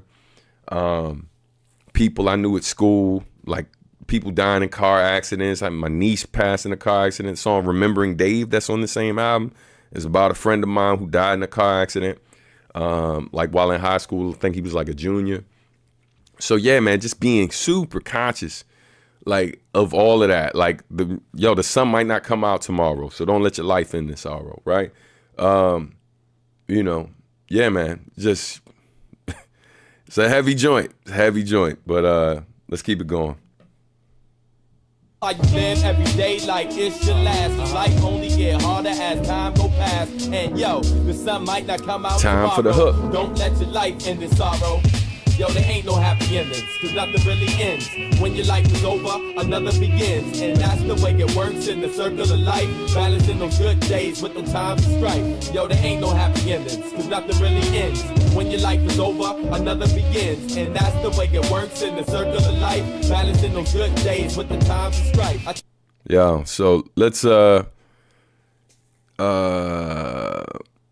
this right here, man, it says any survivor's remorse for some of the homies. I've had some friends, I had some for some of my friends back in the day. Yo, that's too real, bro. Like, yeah, man. You know, like definitely when you young. I mean, yo, I felt like that when my pops passed, right? 'Cause my mom used to say, 'cause my mom, my father was still, even with throat cancer, he was still drinking. Like he would like sneak a drink or whatever. I'd be on all this medication, but still like drinking, still smoking. He had a tumor like here that was like, it was so like, it would protrude like this far, right? Like this far out. And when you touch it, it felt like hitting someone's knee. Like it was rock hard. And like, yo, he clearly had been going through that for a while, like before he really kind of got it looked at, got it checked, this, that, and the third, and was still doing the same thing. And my mom used to say all the time, she'd be like, yo, you know, if you worry about your dad, you worry about your father and stuff like that, and you care about him, then you when you see him doing that stuff, you need to tell him to stop. And I look at her sideways, I'm like, yo, you crazy? Like, I don't say that because I ain't disrespecting my mom, but yo, my father was no joke. My father was no joke. My father literally, when he was in school, punched a dude in the side of his head so hard, the guy's eye popped out of the socket. This is a story my grandmother told me. I literally replied to my grandmother when I was like, yo, and y'all let this dude beat me? I literally said that to my grandmother. I was like, yo, cause this ain't nowadays. Like, yo, like I used to get my ass whooped. You know what I'm saying? By my mom, my older siblings, my siblings are all like 10 years older than me. So it was like having, I got a lot of sisters, and like it was like having a bunch of moms. And then my brother come back home from the military, difference is like he punching me. So like, it's just like some form of like, like physical interaction with somebody all the time. So like when my mom was like, take it from him, I'm like, you crazy? I got my ass whooped for hanging my pants up wrong, fam. Like, I was like, what are you saying right now? So like, I see him doing it, and it's like, I ain't crazy. I ain't saying, I'm a little ass kid, so I ain't saying shit to him. And, like when he passed, like instantly felt guilty because, I remember being out with him. I remember like literally he taking me around, showing his son off to his old buddies, his drinking partners, people he used to run the streets with. And he literally, man, he got the little Blue Bull can and shit like tucked on the side of the car while he driving, joining the little brown paper bag and shit. Literally, I'm riding, little ass kid riding in the front seat with my father drinking while he driving me around. And this was just the norm. This was the norm for a brief period of time or whatever when he came back. So like, so when he passed, I was really, really like, it was crazy because it's like I loved him, but I hated him. And I feel like that hate, that anger, like is why I wouldn't say anything. Also, it was partially fear, right? And man, you just really, really like when people go, all those feelings, like some of those feelings fade. More anger sometimes comes, but you really like feel like you could have did more. You know what I mean? It's different than like with Nujabes passing or PH and so many other artists I know and stuff like that. It's different when it's like people you spend time with a bit more or are in more constant proximity with you. You start playing back all the different times you could have intervened or said something or did something and stuff like that. But I think with my pops and then probably my niece, because I dedicate this album, I dedicate to both of them. Inside this says something, there's a poem in it called To Sonny and Nathalie. Nathalie was my niece who died due to her injuries from a car accident. And so, yeah, man, like those are probably the two I feel the most survivor's guilt with, you know what I mean? Feeling like you could have did more, But yeah, man. All right, let's get into the second verse. So this verse wasn't written until I got to Japan and after I heard this beat, all right? To live day by day without a fear or a worry. No time to waste, I make moves in a hurry. Used to be so clear, now my vision's getting blurry. Streets is hotter than Tabasco sauce and chicken curry. Bullets fly from guns with no target in particular. Fatally hitting ya, leaving bodies perpendicular to those still existing. Silencers hissing, piercing the darkness, bringing forth another carcass. Yo, so it's like trying to live day by day without a fear or a worry. No time to waste, make moves in a hurry. Of course, y'all already know a lot of what I was worried about. I've been breaking this down throughout this video. It's crazy how many people watching right now, man. Shout out to y'all. I appreciate it. Where it says, live day by day without a fear or worry, no time to waste, I make moves in a hurry. Used to be so clear, now my vision's getting blurry. So that right there is kind of like double meaning. Like saying that like, yo, it's becoming harder to understand some of what I'm seeing. But then the crazy thing is like one of the things I referenced earlier in this breakdown is that I was dealing with high blood pressure as well prior to making this song. Like literally my blood pressure was so high that it would cause like temporary blindness or like I'd be driving. I remember this. I think I was driving when I was like 19 or something like that. And I had to pull over because like, I was losing sight in was it my left or right eye? I think it was my left eye, but I was losing sight in my eye. And I didn't have a cell phone or nothing like that, but I knew I was super close to my boy crib. So I drove to his place. He wasn't home, but his mom was home and his pops. And they let me crash. They let me crash on their couch. And then gave me like my doctors would encourage me to drink like orange juice, like introduce more garlic in my system, stop adding so much salt to my food, just be mindful of like foods that were high in sodium. Cause like things like ramen packs and all the crap that we eat. And so that line where I said it used to be so clear now my vision's getting blurry, like it's a reference to that too. And then when I was like streets hotter than Tabasco sauce with chicken curry, just sounds like just a hot reference, but it also ties to the fact that like me and Nujabes, the one of the foods we would love to go get, he loved curry. And I think between hanging out with him and then shout out to my boy Asif, who mom used to make amazing dishes for us all the time. But like, I think curry, the first time I ever had curry, I think was with his family. And then when me and Nujabes around the time we're working on this album, like we go out and get curry every now and then. And I would get like curry chicken or whatever. And so hence the line. All right. Let's keep it going. Bedlam, sweaty streets infested, filled with the mini hoppers that the devil manifested. Children molested, nuclear weapons being tested. Somehow I avoided being shot or arrested. Yeah, so the line after that I forgot to mention in the last part was like bullets fly from guns with no target in particular, fatally hitting you, leaving bodies perpendicular, right? Like to those still existing silences, hissing, pierce in the darkness, bringing forth another carcass. So just really talking about like kind of innocence lost and different people affected by the different stuff that I experienced in some of the communities I lived in, or like other people I knew who were experiencing these things. And yeah, man, and just really like just kind of coming to grips with these things and like feeling like it doesn't make sense. But I'm at an age where I don't really understand the politics of this stuff and the certain social challenges, right, to these communities, because it's not just impacted by the decisions that the people who live there are making. It's also impacted by certain laws, by like how well funded the schools are, right?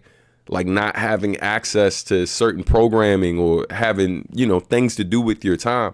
Communities I lived in, literally, there were rules like, like we couldn't play on the grass, right? So, and then when you hit a certain age, we also couldn't be on the playground anymore. So once I hit like 13, if you were a teen, the rule was you couldn't play on the playground. Now then, several neighborhoods I lived in, the community center that was closest to us, where we could go play for as long as the community center was open, play basketball, go swimming, do all of these things for free, mostly for free. Like the closest one is like a 5 to 10 minute drive, right? So that's like a 30-minute walk. Then on top of that, you know how many neighborhoods I gotta walk through, like 1 to 2 different neighborhoods that are not my own. Right now, if you know anything about PG, DC areas like this, like it wasn't so much about gangs. It was all about what neighborhood you was from. You know what I mean? So like some neighborhoods in a sense were kind of like gangs, excuse me. Where if like you weren't from that neighborhood, you had no business walking through it, especially if you ain't know nobody there. Right. So like, again, when I was referencing that film Minister Society, right? Like when I think of Kendrick album where he was like, yo, where your grandma stay, huh? Like basically like, yo, what you doing around here? You know somebody around here? Your people's around here? Because if your people's ain't from here, you shouldn't be around this joint. There's a song I did with Marcus. It's probably one of the least popular Bop Alloy songs. It's called Get From Round Here. But that's part of what it's talking about. You know what I mean? Like, so yeah, man, just, trying to make sense of all of these things as a kid and learning the rules of these different things while also trying to understand the rules of like how some of this applies at school but doesn't necessarily apply in my classroom when interacting with adults and authority figures and all of these quote unquote unwritten rules that I got to use to navigate my life. But then somehow I got to figure out how to assimilate and also exist within these corporate spaces or these businesses and all of that, when largely my life outside of those spaces does not work this way. You know what I mean? So like, you know, it's like living double lives and shit, you know? All right, keep it going. They tried to bring it to me, sin slugs to me. Almost was body twice back when I was just a juvie. Reference this already. It was like, brothers tried to bring it to me, send slugs through me. Almost was body thrice back when I was just a juvie. First time I saw someone pull a gun and actually point it at me, I think I was in 7th grade. Yeah, I was walking with one of the homies from the neighborhood. He's like 2 years younger than me. He's my boy's younger brother, and we used to play football together, all of us. And so we're walking. He sees a dude that he recognizes, and so he starts cracking jokes. Like, keep in mind, this is a 5th grader, bro. Starts cracking jokes with this dude. This dude looked like he in high school. He's cracking jokes, saying all this stuff. He's doing what we call joning, right? Or you know, talking about his outfit. You know, it's funny shit, but I don't know dude, so I ain't laughing. It's like, I don't know this dude. You know this dude. So he's saying all the joint. I tap him at one point. I'm like, yo, chill the fuck out. What you doing, bro? And yo, homeboy turned around. He pull out. Just, you ain't so funny now, little nigga. Look dead in the face. He's like, and then he pointed joint at me. He's like, you got something to say? I'm like, nah, I'm good, bro. I don't even know you, cuz. And yeah, man, that type of stuff, you know, was not uncommon. Like, I think first time I was shot at was maybe like a couple years after that. You know, one of my boys is getting jumped because of some shit he did at a party like a week before. I'm walking with him. We just came out of the crib. This is right around the time I first started recording. We finished recording something in the crib. We out and about. He bump into these dudes. He don't say nothing to me. He just says, oh shit, and then starts running. I look back at him. Those dudes, they don't know me. So most of them don't know me. So they just start running after him. One of the dudes, I recognize. I'm like, yo, what you doing around this joint? Like, I know him from one of my old neighborhoods I lived in. And like, you know, he say something real quick or whatever. We, you know, nothing crazy. We just like, yo, what's up? So boom, boom, boom. And then he go running with his boys. So I realized, I'm like, you know, it's neighborhood rules, bro. Like, I'm with homeboy. He about to get jumped. Whole neighborhood gonna find out I was there. I can't not do anything. So I go run with them, trying to figure out what's happening or whatever. When I get down there, I'm like, yo, man, it's like 6 of y'all, dude. Like, it's just him. If somebody got a problem with him, just square up. Y'all go one-on-one, boom. One of the dudes walks up, pull a gun out. He's like, fuck up. And I'm like, well, said my piece. I said my piece. I tried. And yo, so I be quiet. But homeboy just running his mouth, man. Put the gun in my, like, you know, just all in my face with the gun, this, that, and the third. And, you know, because of certain people I came up with, you kind of learn real fast, like, the kind of people you dealing with, like, who really going to do something and who isn't. And when dude got really close, there's something one of my seafoods taught me when I was much older, but it made sense of the situation I was in. He talked about, like, striking zones. Right, and how like zone 3, zone 2, zone 1, and zone 1 is like when someone's within striking range, and so dudes just constantly getting closer and closer to me with this gun, and you know, at some point, I in my mind convinced myself that, like, you know, he wasn't gonna do anything, so I jump at him, and you know, we wrestling, I'm trying to get the gun out of his hand, this, that, and the third, and you know, it starts raining while all of this is going down. And I lose my footing trying to, like, you know, like I said, I did some martial arts. So I'm trying to kick, right, to like, trying to shift his weight and then kick the gun out of his hand because now it's too far away from me because of how he's like moving back. And I miss. And as I miss, I lose my footing. As I'm losing my footing, he points the gun in my direction and lets off a shot. I fall, hit the ground, immediately thinking I'm shot, especially how hard I hit the ground. Everybody panic, everybody start running. You know, keep in mind, yo, we're all high school age. This is all high school dudes. I think the oldest dude out there is maybe the dude that got jumped.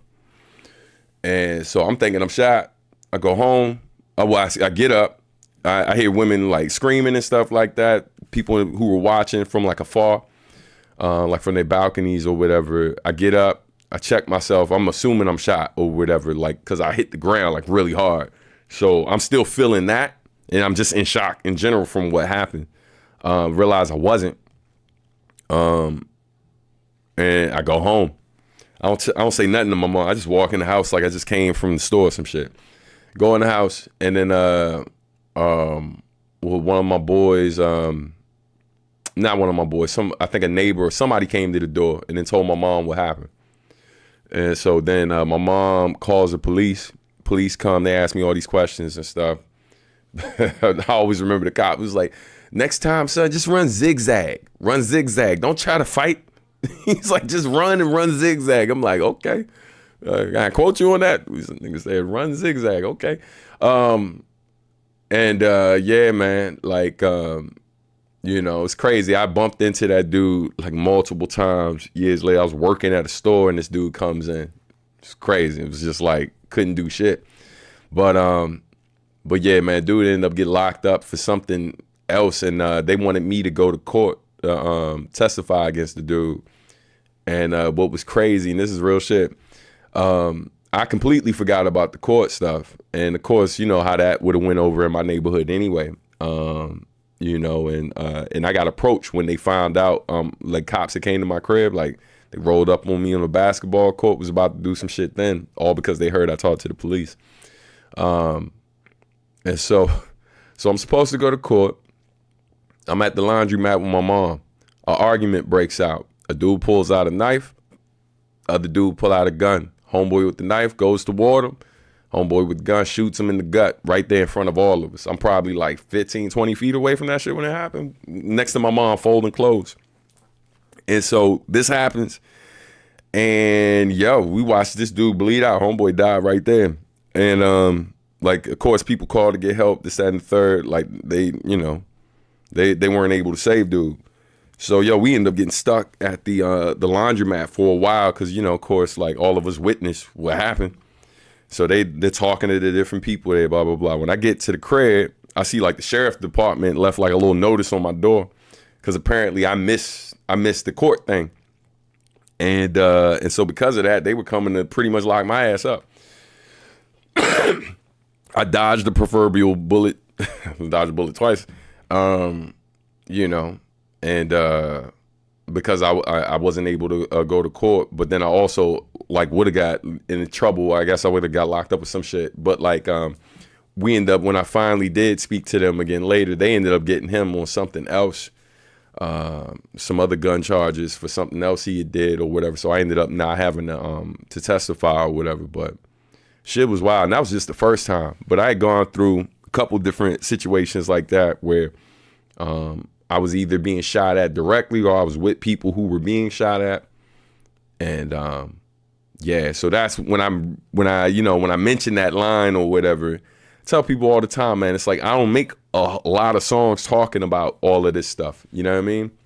Because I feel like the market is oversaturated. I feel like it's in a lot of people's art already. And so for me, it just feels like I'm just doing more of the same, right? And at some point, it just feels like I'm profiting. I'm like profiting off of my pain as opposed to really addressing like the trauma that I experienced. And so that's why I don't make a ton of these songs, you know what I mean? But yeah, man. And then who wants a ton of these videos? You know what I'm saying? Maybe you do. Maybe you're like, yo, it's wild. But yeah, you know what I mean? Anyway, let's keep it going. On the deal, thought about putting one in my own temple. Permanent scars on my physical and my mental. Sometimes yeah, that is no exaggeration, man. Like maybe the only exaggeration is putting one on my own temple in like in terms of shooting myself. But I've definitely I've dealt with thoughts of self-harm for most of my life, right? Based on a lot of unresolved issues that have gone on in my life in some capacity. You know what I mean? And so yeah, man. Like, you know, so when I say that line, it's like, it's an exaggeration in that, like, I'm not a gun owner, so clearly that's not the way it would happen per se. But I've definitely had those thoughts and stuff of, you know, I saw a therapist years ago, just kind of talking through some of that stuff, and you know, and it's one of those things, man, that like I think a lot of people who've never experienced it, I realize you can't talk to everybody about it. Like one of my dudes was just like, he's like, yeah, I just don't get that shit. Like, you know, I hate it. Like he really made light of it, and I was like, boy, whew. Now I know you're not the one to talk to, because I don't think you think this is a real thing. Like, and so you learn, I think, when you're a person who, even though you have those thoughts, you realize you know what I mean? You realize you want to be here. Like, you also got to recognize who to go to and who not to go to. And so luckily I realized that early. And, you know, I mean, shout out to my school counselor, because like when I said I've had these thoughts for a long time, like I'm talking about as far back as elementary school. So like, you know, and just how this music over time has become real therapeutic, man. And, you know, and like when I joke about like words of affirmation being my love language, and how like people like talk about the music saving their life, but they don't know how. Y'all, when I say they, I'm really talking to y'all. Y'all don't know how much y'all sharing how the lyrics, how the music has made you feel over the years. You don't know how many times that shit has probably saved me, you know? And so, yeah, man, I appreciate y'all. I feel like what I do, I realize I'm walking in my purpose. I realize I'm doing something that is more important than just kind of doing it for accolades. Like, I realize it's just really helping people. And I realize, yo, it's also helping me. You know what I mean? It's like I'm really dealing with my own shit. I'm being transparent about it. I'm letting people know they're not alone in their trauma and their struggle and all the shit they're going through. And like, yo, it's man, I said it at the show a couple weeks ago, like, yo, just the young black men over the years that have come up to me and talked about like what my music's meant and what the type of man I've become. And I'm not perfect by any means, but like for the most part, how I've lived my life, how it's inspired them, how it's helped them, and all of that. So like, yeah, man. So it makes it gives you learn over time that, yo, I'm a person who adds value wherever I go. Wherever I go, I do my best to add value. And how that's not just helping other people and shit. Like through learning that about myself and what I've done to help others, like I've helped myself. And so, yeah, man. Gratitude. I see Marcus D laughing right now. Us watching the rhyme that show or whatever, when the one dude, he performed and he grabbed the mic afterwards. Gratitude. If you know, you know. I'm trying to remember I think it's Rhythm and Flow. That's the show. All right, here we go. My niece is no longer around to see this. Not a trace of unity, societies in pieces. Pretty straightforward line. Sometimes I'm glad my niece is no longer around to see this. Not a trace of unity, societies in pieces. So like, yeah, man, just you know, you miss people you've lost, but then there are moments where shit in the world is happening, current moments we're living through right now, where some of the people who are gone, you're like, yo, I'm really happy you're not here to see this bullshit.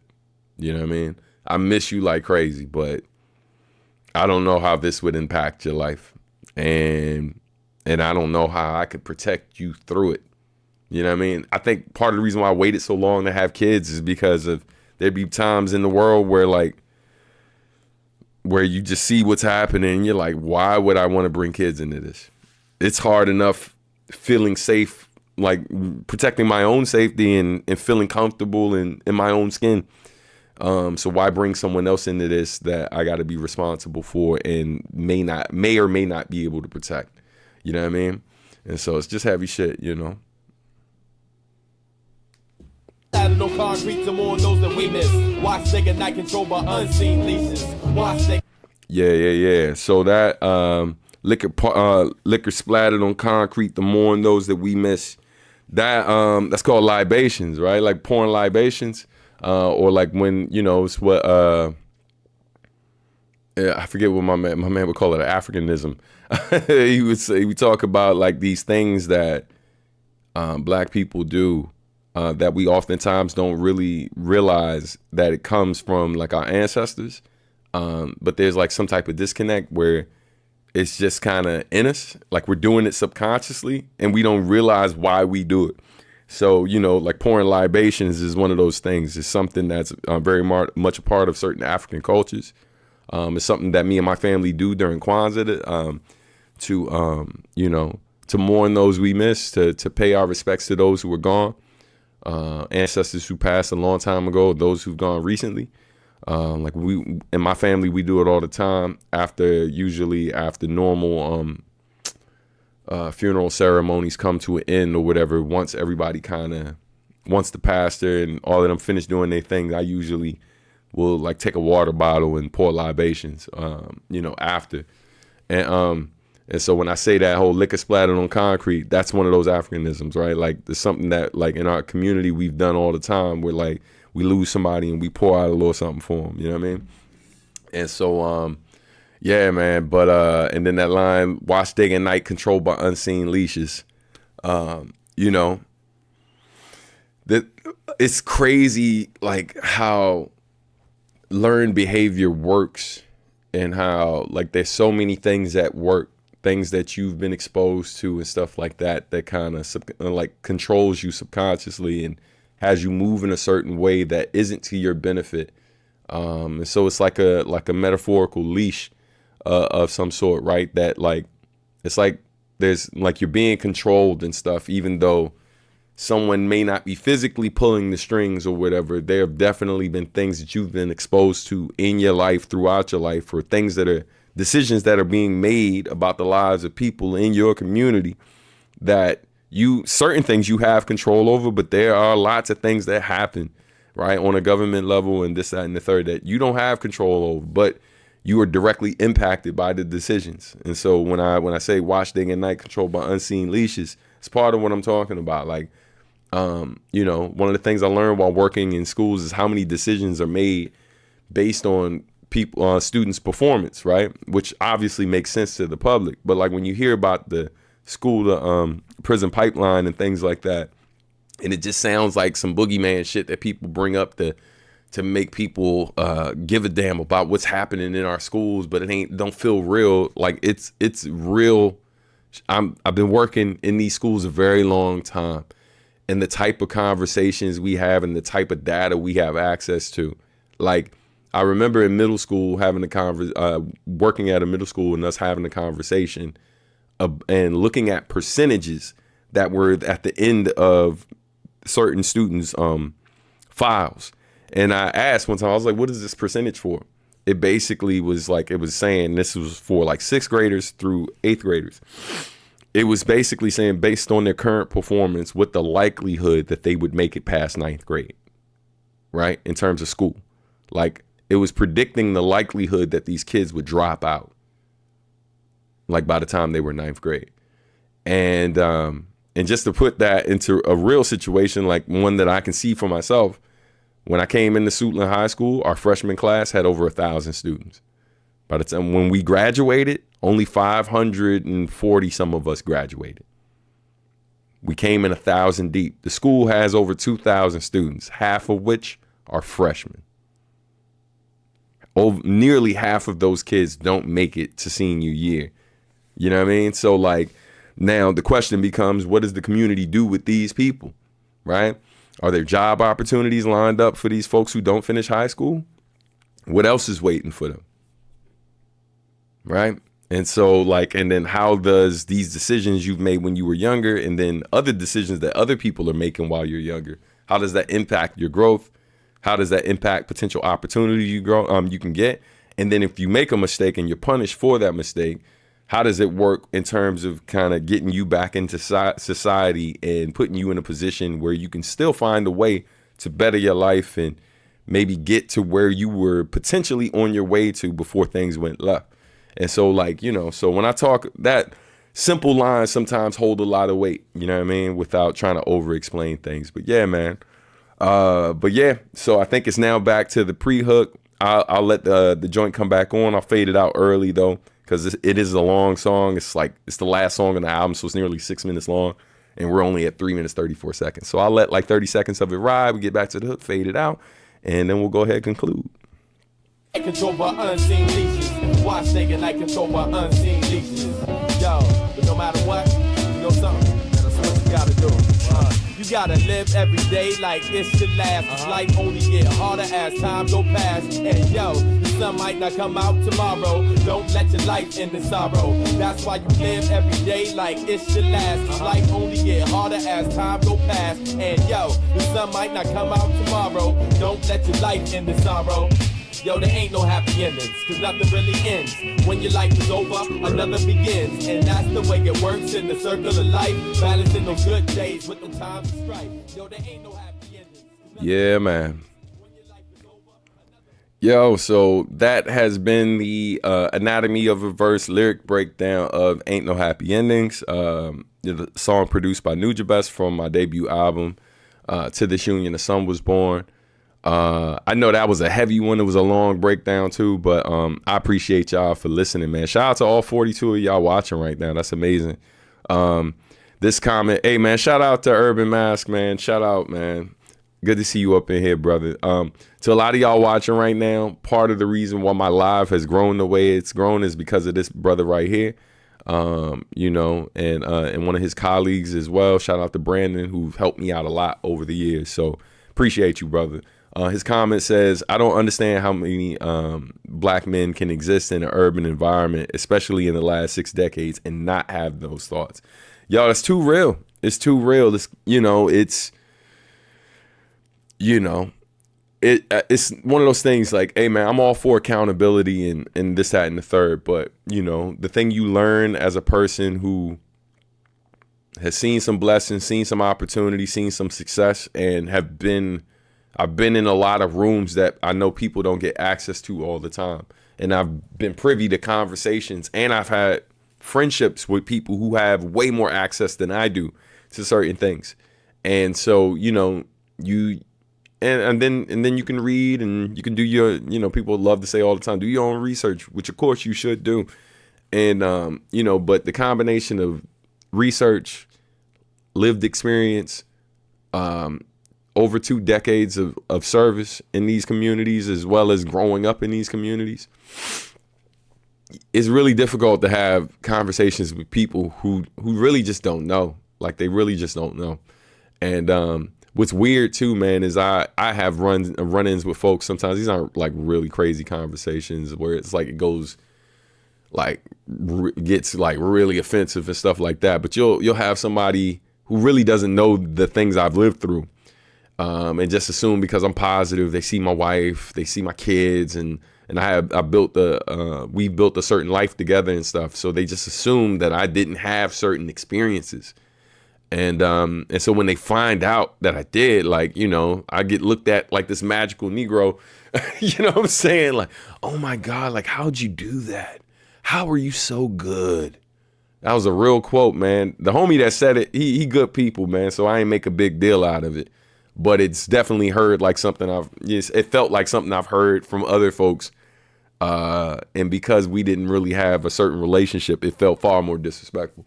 But I get what he meant. Like, yo, like, considering how the odds are stacked against you, how'd you turn out the way you did?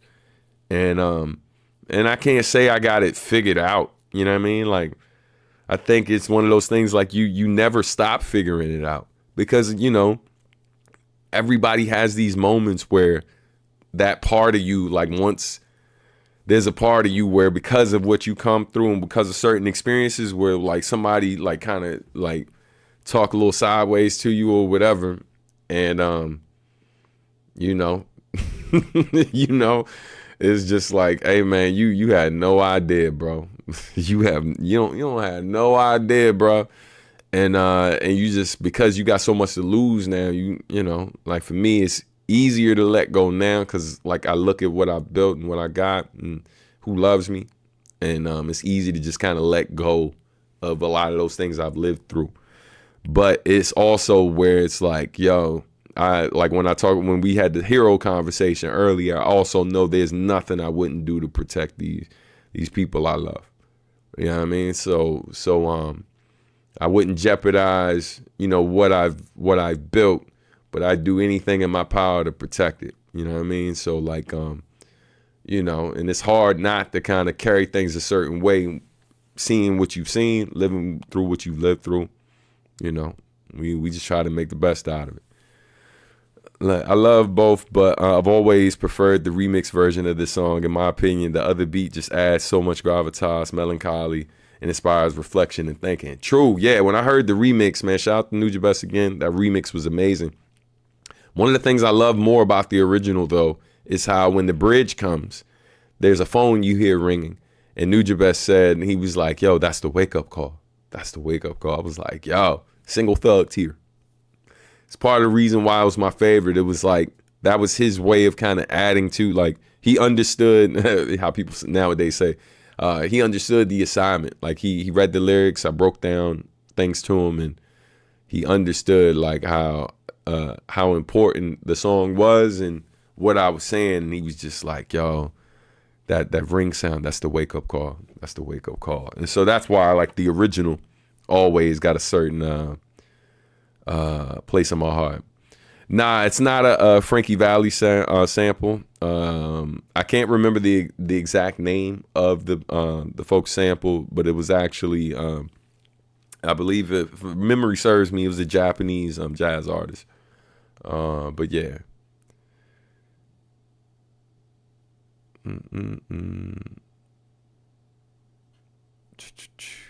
Yeah, man. Going through the comments now. I'm sorry, man. Let's see. Let's go through these joints. I'm glad, even though I grew up in Chicago, I got into trouble and had to share fights and managed to avoid guns and gangs and such. Yeah, man. Count your blessings, bro. Beautiful all around. What a great partnership y'all had. So, man, I thank you, bro. Let's see. It's wild how common this kind of stuff is in urban environments, man. Damn. I'm so glad we have discernment with gun interactions. Word. I would love to see you write a memoir sometime and go more into depth in all these things you've experienced. Yeah, man, I'm definitely thinking about it. Let the church say amen, amen. To the Jesus Christ comment. Shit, God bless you here. Word. The movement of experiences you're so from fab with that translation substantial is essential as foundation. I think maybe there's a typo, but like I kind of follow what you're saying. I appreciate you, fam. Adultish Hoodie is going to be dope and healing at the same time. That's what's up, man. Appreciate you for the support. Thank you. Man, let's see. I think I caught most of these. The more and more, let's switch the screen too. The more and more you're dissecting this track, the more and more I relate to it. I grew up around a heavy Sereno populated neighborhood, and it's sad, but you get so used to death. Word.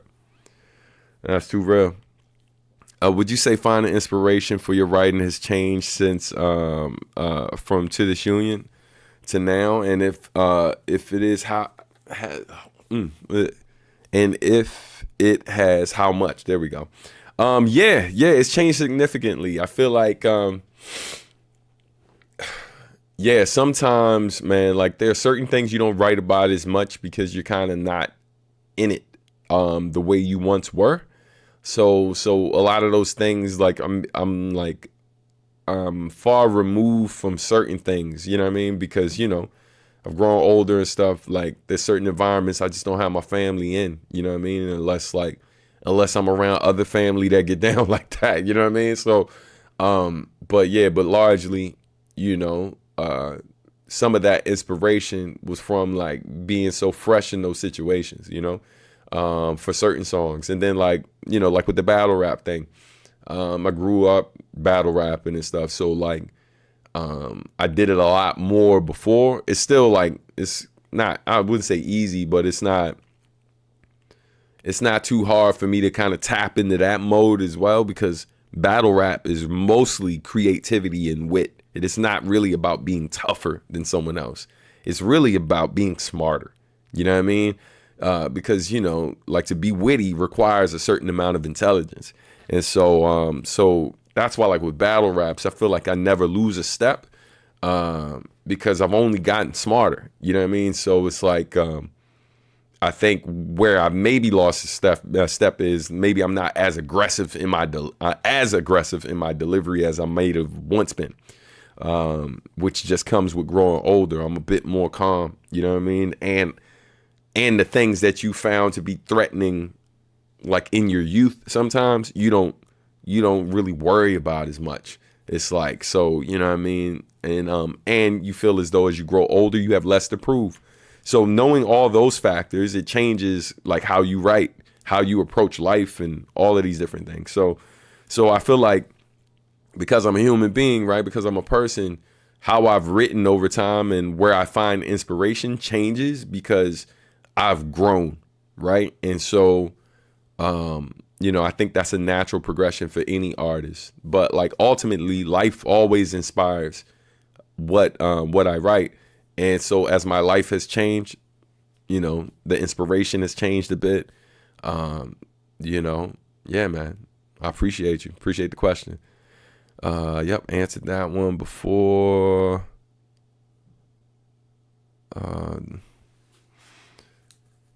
Oh yeah, about the J. Cole thing. Yeah, him being like rich but isn't like super flashy. Mm-hmm. Am I still in touch with this guy? Some people from my life, from that time of my life, yeah, and then others not so much. There's certain people I hang with from that I known back then. Like for example, somebody like Sherm, who I've known since way back then. Like Sherm, like, and I grew up in very different neighborhoods. You know what I mean? Like, you know, in terms of the type of opportunities and community he grew up in and around. Like we went to the same school, but that was because of like, again, how well I tested and stuff like that. I was able to go to a certain type of school, but like, and that's how we ended up meeting. But, you know, my mom wasn't making what his parents were making, you know, and he also had both his parents. And so, so like our experiences in terms of what we grew up around was very different. Very different. And it's funny, when we talk sometimes, I remind them all the time. I was like, yo, people forget, bro. Like, I think, you know, sometimes just because like how people dress or how people carry themselves in certain moments, people will make assumptions that you didn't grow up experiencing certain things. When funny, man, like there's been multiple times where that's come into question or like somebody has said something slick to me. And then I find out like the people who were questioning that, like you see this a lot on like with some of these YouTubers, right? Where like they'll try to poke fun at certain rappers who aren't necessarily known for being as hard, and then while praising somebody else who musically at least comes across as being the tougher guy, right? And so when they find out like, oh, this dude came up around this, that, and the third, and it's just like, yeah, I'm just not promoting certain things in my joint. Like, you know, it's like, so I think it's easy to take somebody like a Lupe for granted, forgetting that like where he grew up in Chicago. Same thing with like a Common, right? And rappers who largely aren't promoting certain messages and stuff. And so I remember one time a fan was at like some event that one of the labels I used to be was on. And I had words with a bouncer. Like the bouncer was asking us to move to a different area. And I'm looking at him confused because I'm like, yo, like my dude's the one who booked the night. Like, what are you even saying? Like, fam, did you just tell me to stop standing on the sidewalk? Like, bro, you sound stupid. Like, now I don't say it to him like that because I ain't disrespectful like that. But like, I basically let him know that I was like, yo, that was a ridiculous request, fam. When the people I'm waiting on come from outside, the people who I told I would wait for them here, when they come out, I have no problem leaving. But until they come out, I'm going to be right here because this is public property. You're responsible for the building behind you, bro. I'm not in the building behind you. I'm standing on a public sidewalk. You know what I mean? So like, yeah, bro, I'm going to be right here. And so then, like he keep coming at me. And yo, like, you know, he said, I forget what he said at one point, but like, I just let him know, like, again, I was like, hey, bro, ain't gonna be too much more of how you speaking to me. You know what I mean? Like, I already told you what I'm gonna do. When my people come, I'm out. Until that shining moment, I'm still here, bro. And then, like, so, you know, and then a fan was like, oh, Substantial trying to be a gangster. I was like, I give them the side eye, which basically was shut the fuck up without saying it. And then, like, and sure enough, the bouncer who was talking all tough and stuff like that, a cop walks by, and then he immediately goes to the cop, trying to get the cop to make me move. And I say to the cop, I'm like, officer, I already told him, I'm simply waiting for a person to come out so we can leave. Is this not public property? Can I stand on the side? He was like, yeah, could you just move to the side a little bit? I'm like, that right there, that's a reasonable request. If you need me to move over some, sure. But you telling me not to stand on the sidewalk, what am I supposed to do? Stand in the street? Like, you sound crazy, bro. So, like, but it's crazy how far this interaction is going. Because, again, we're in this weird back and forth of trying not to look weak. Right? Because of maybe where he comes from and maybe where I come from. And the fact that there are eyes on us. And that if I back down and I prove to be weak, who's watching right now who might try to take advantage before I get home tonight? You see what I'm saying? So, like, the subtext to all of that.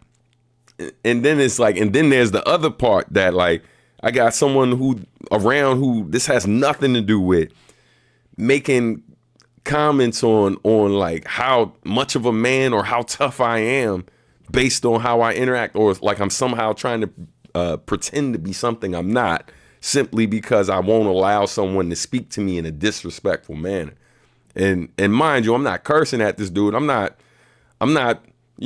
peacocking. I ain't doing all of the wild shit. I'm just like, hey fam, you sound ridiculous right now. You just told me to not stand on the sidewalk. I'm not going back in the club. I'm not standing in the middle of the street. I'm not walking in front of another business when the people I have business with are inside of there about to come out. And we're also the people who currently paid to be in the space tonight. You know what I mean? Like, that whole majority of the people in there right now are in there because of me and my associates.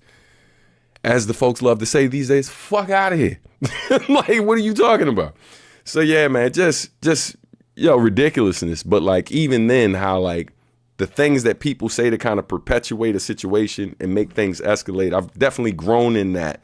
I know how to kind of let people know it's like, I ain't here for the bullshit or the disrespect without like being too extra. You know what I mean? So anyway, that is the breakdown, folks. Man, if y'all ain't got no questions, we are like 2 hours in, so I'm definitely about to wrap it up.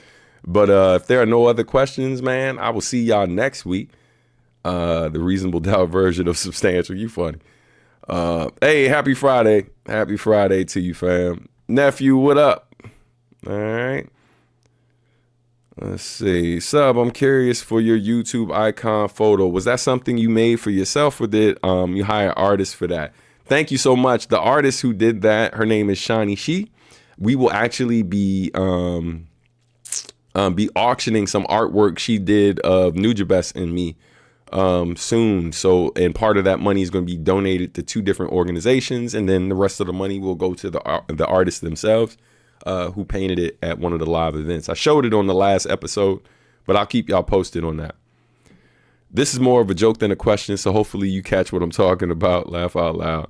But Stan, after last month or so, are you sure your favorite color is still orange? Hold on, let's see if I can catch the reference.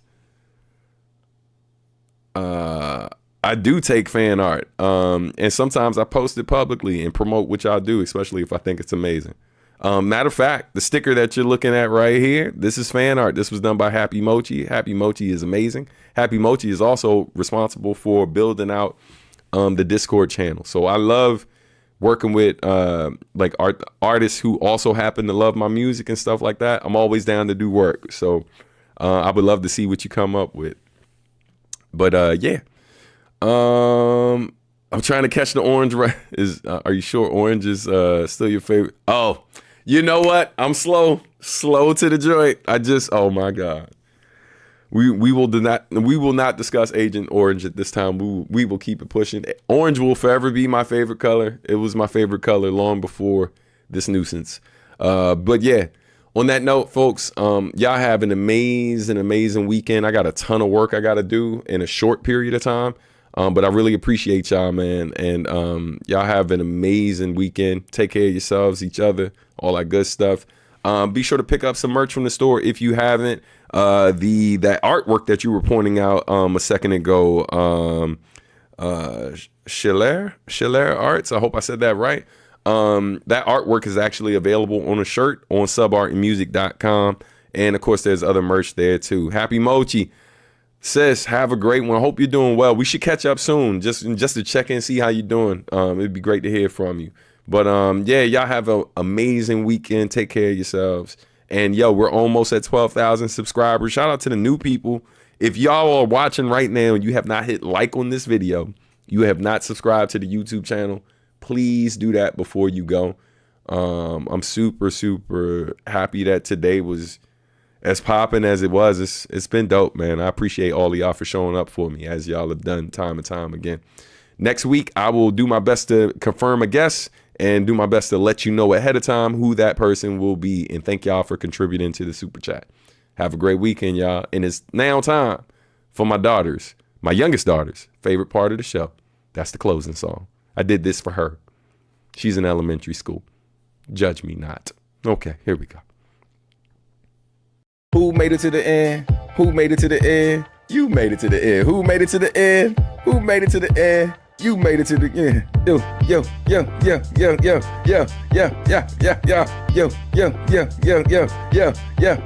Who made it to the end? You made it to the end. Who made it to the end? You made it to the end. Who made it to the end? You made it to the end. Yo. Subscribe, like, do whatever you like. Stay subscribed, like, do whatever you like. That's right.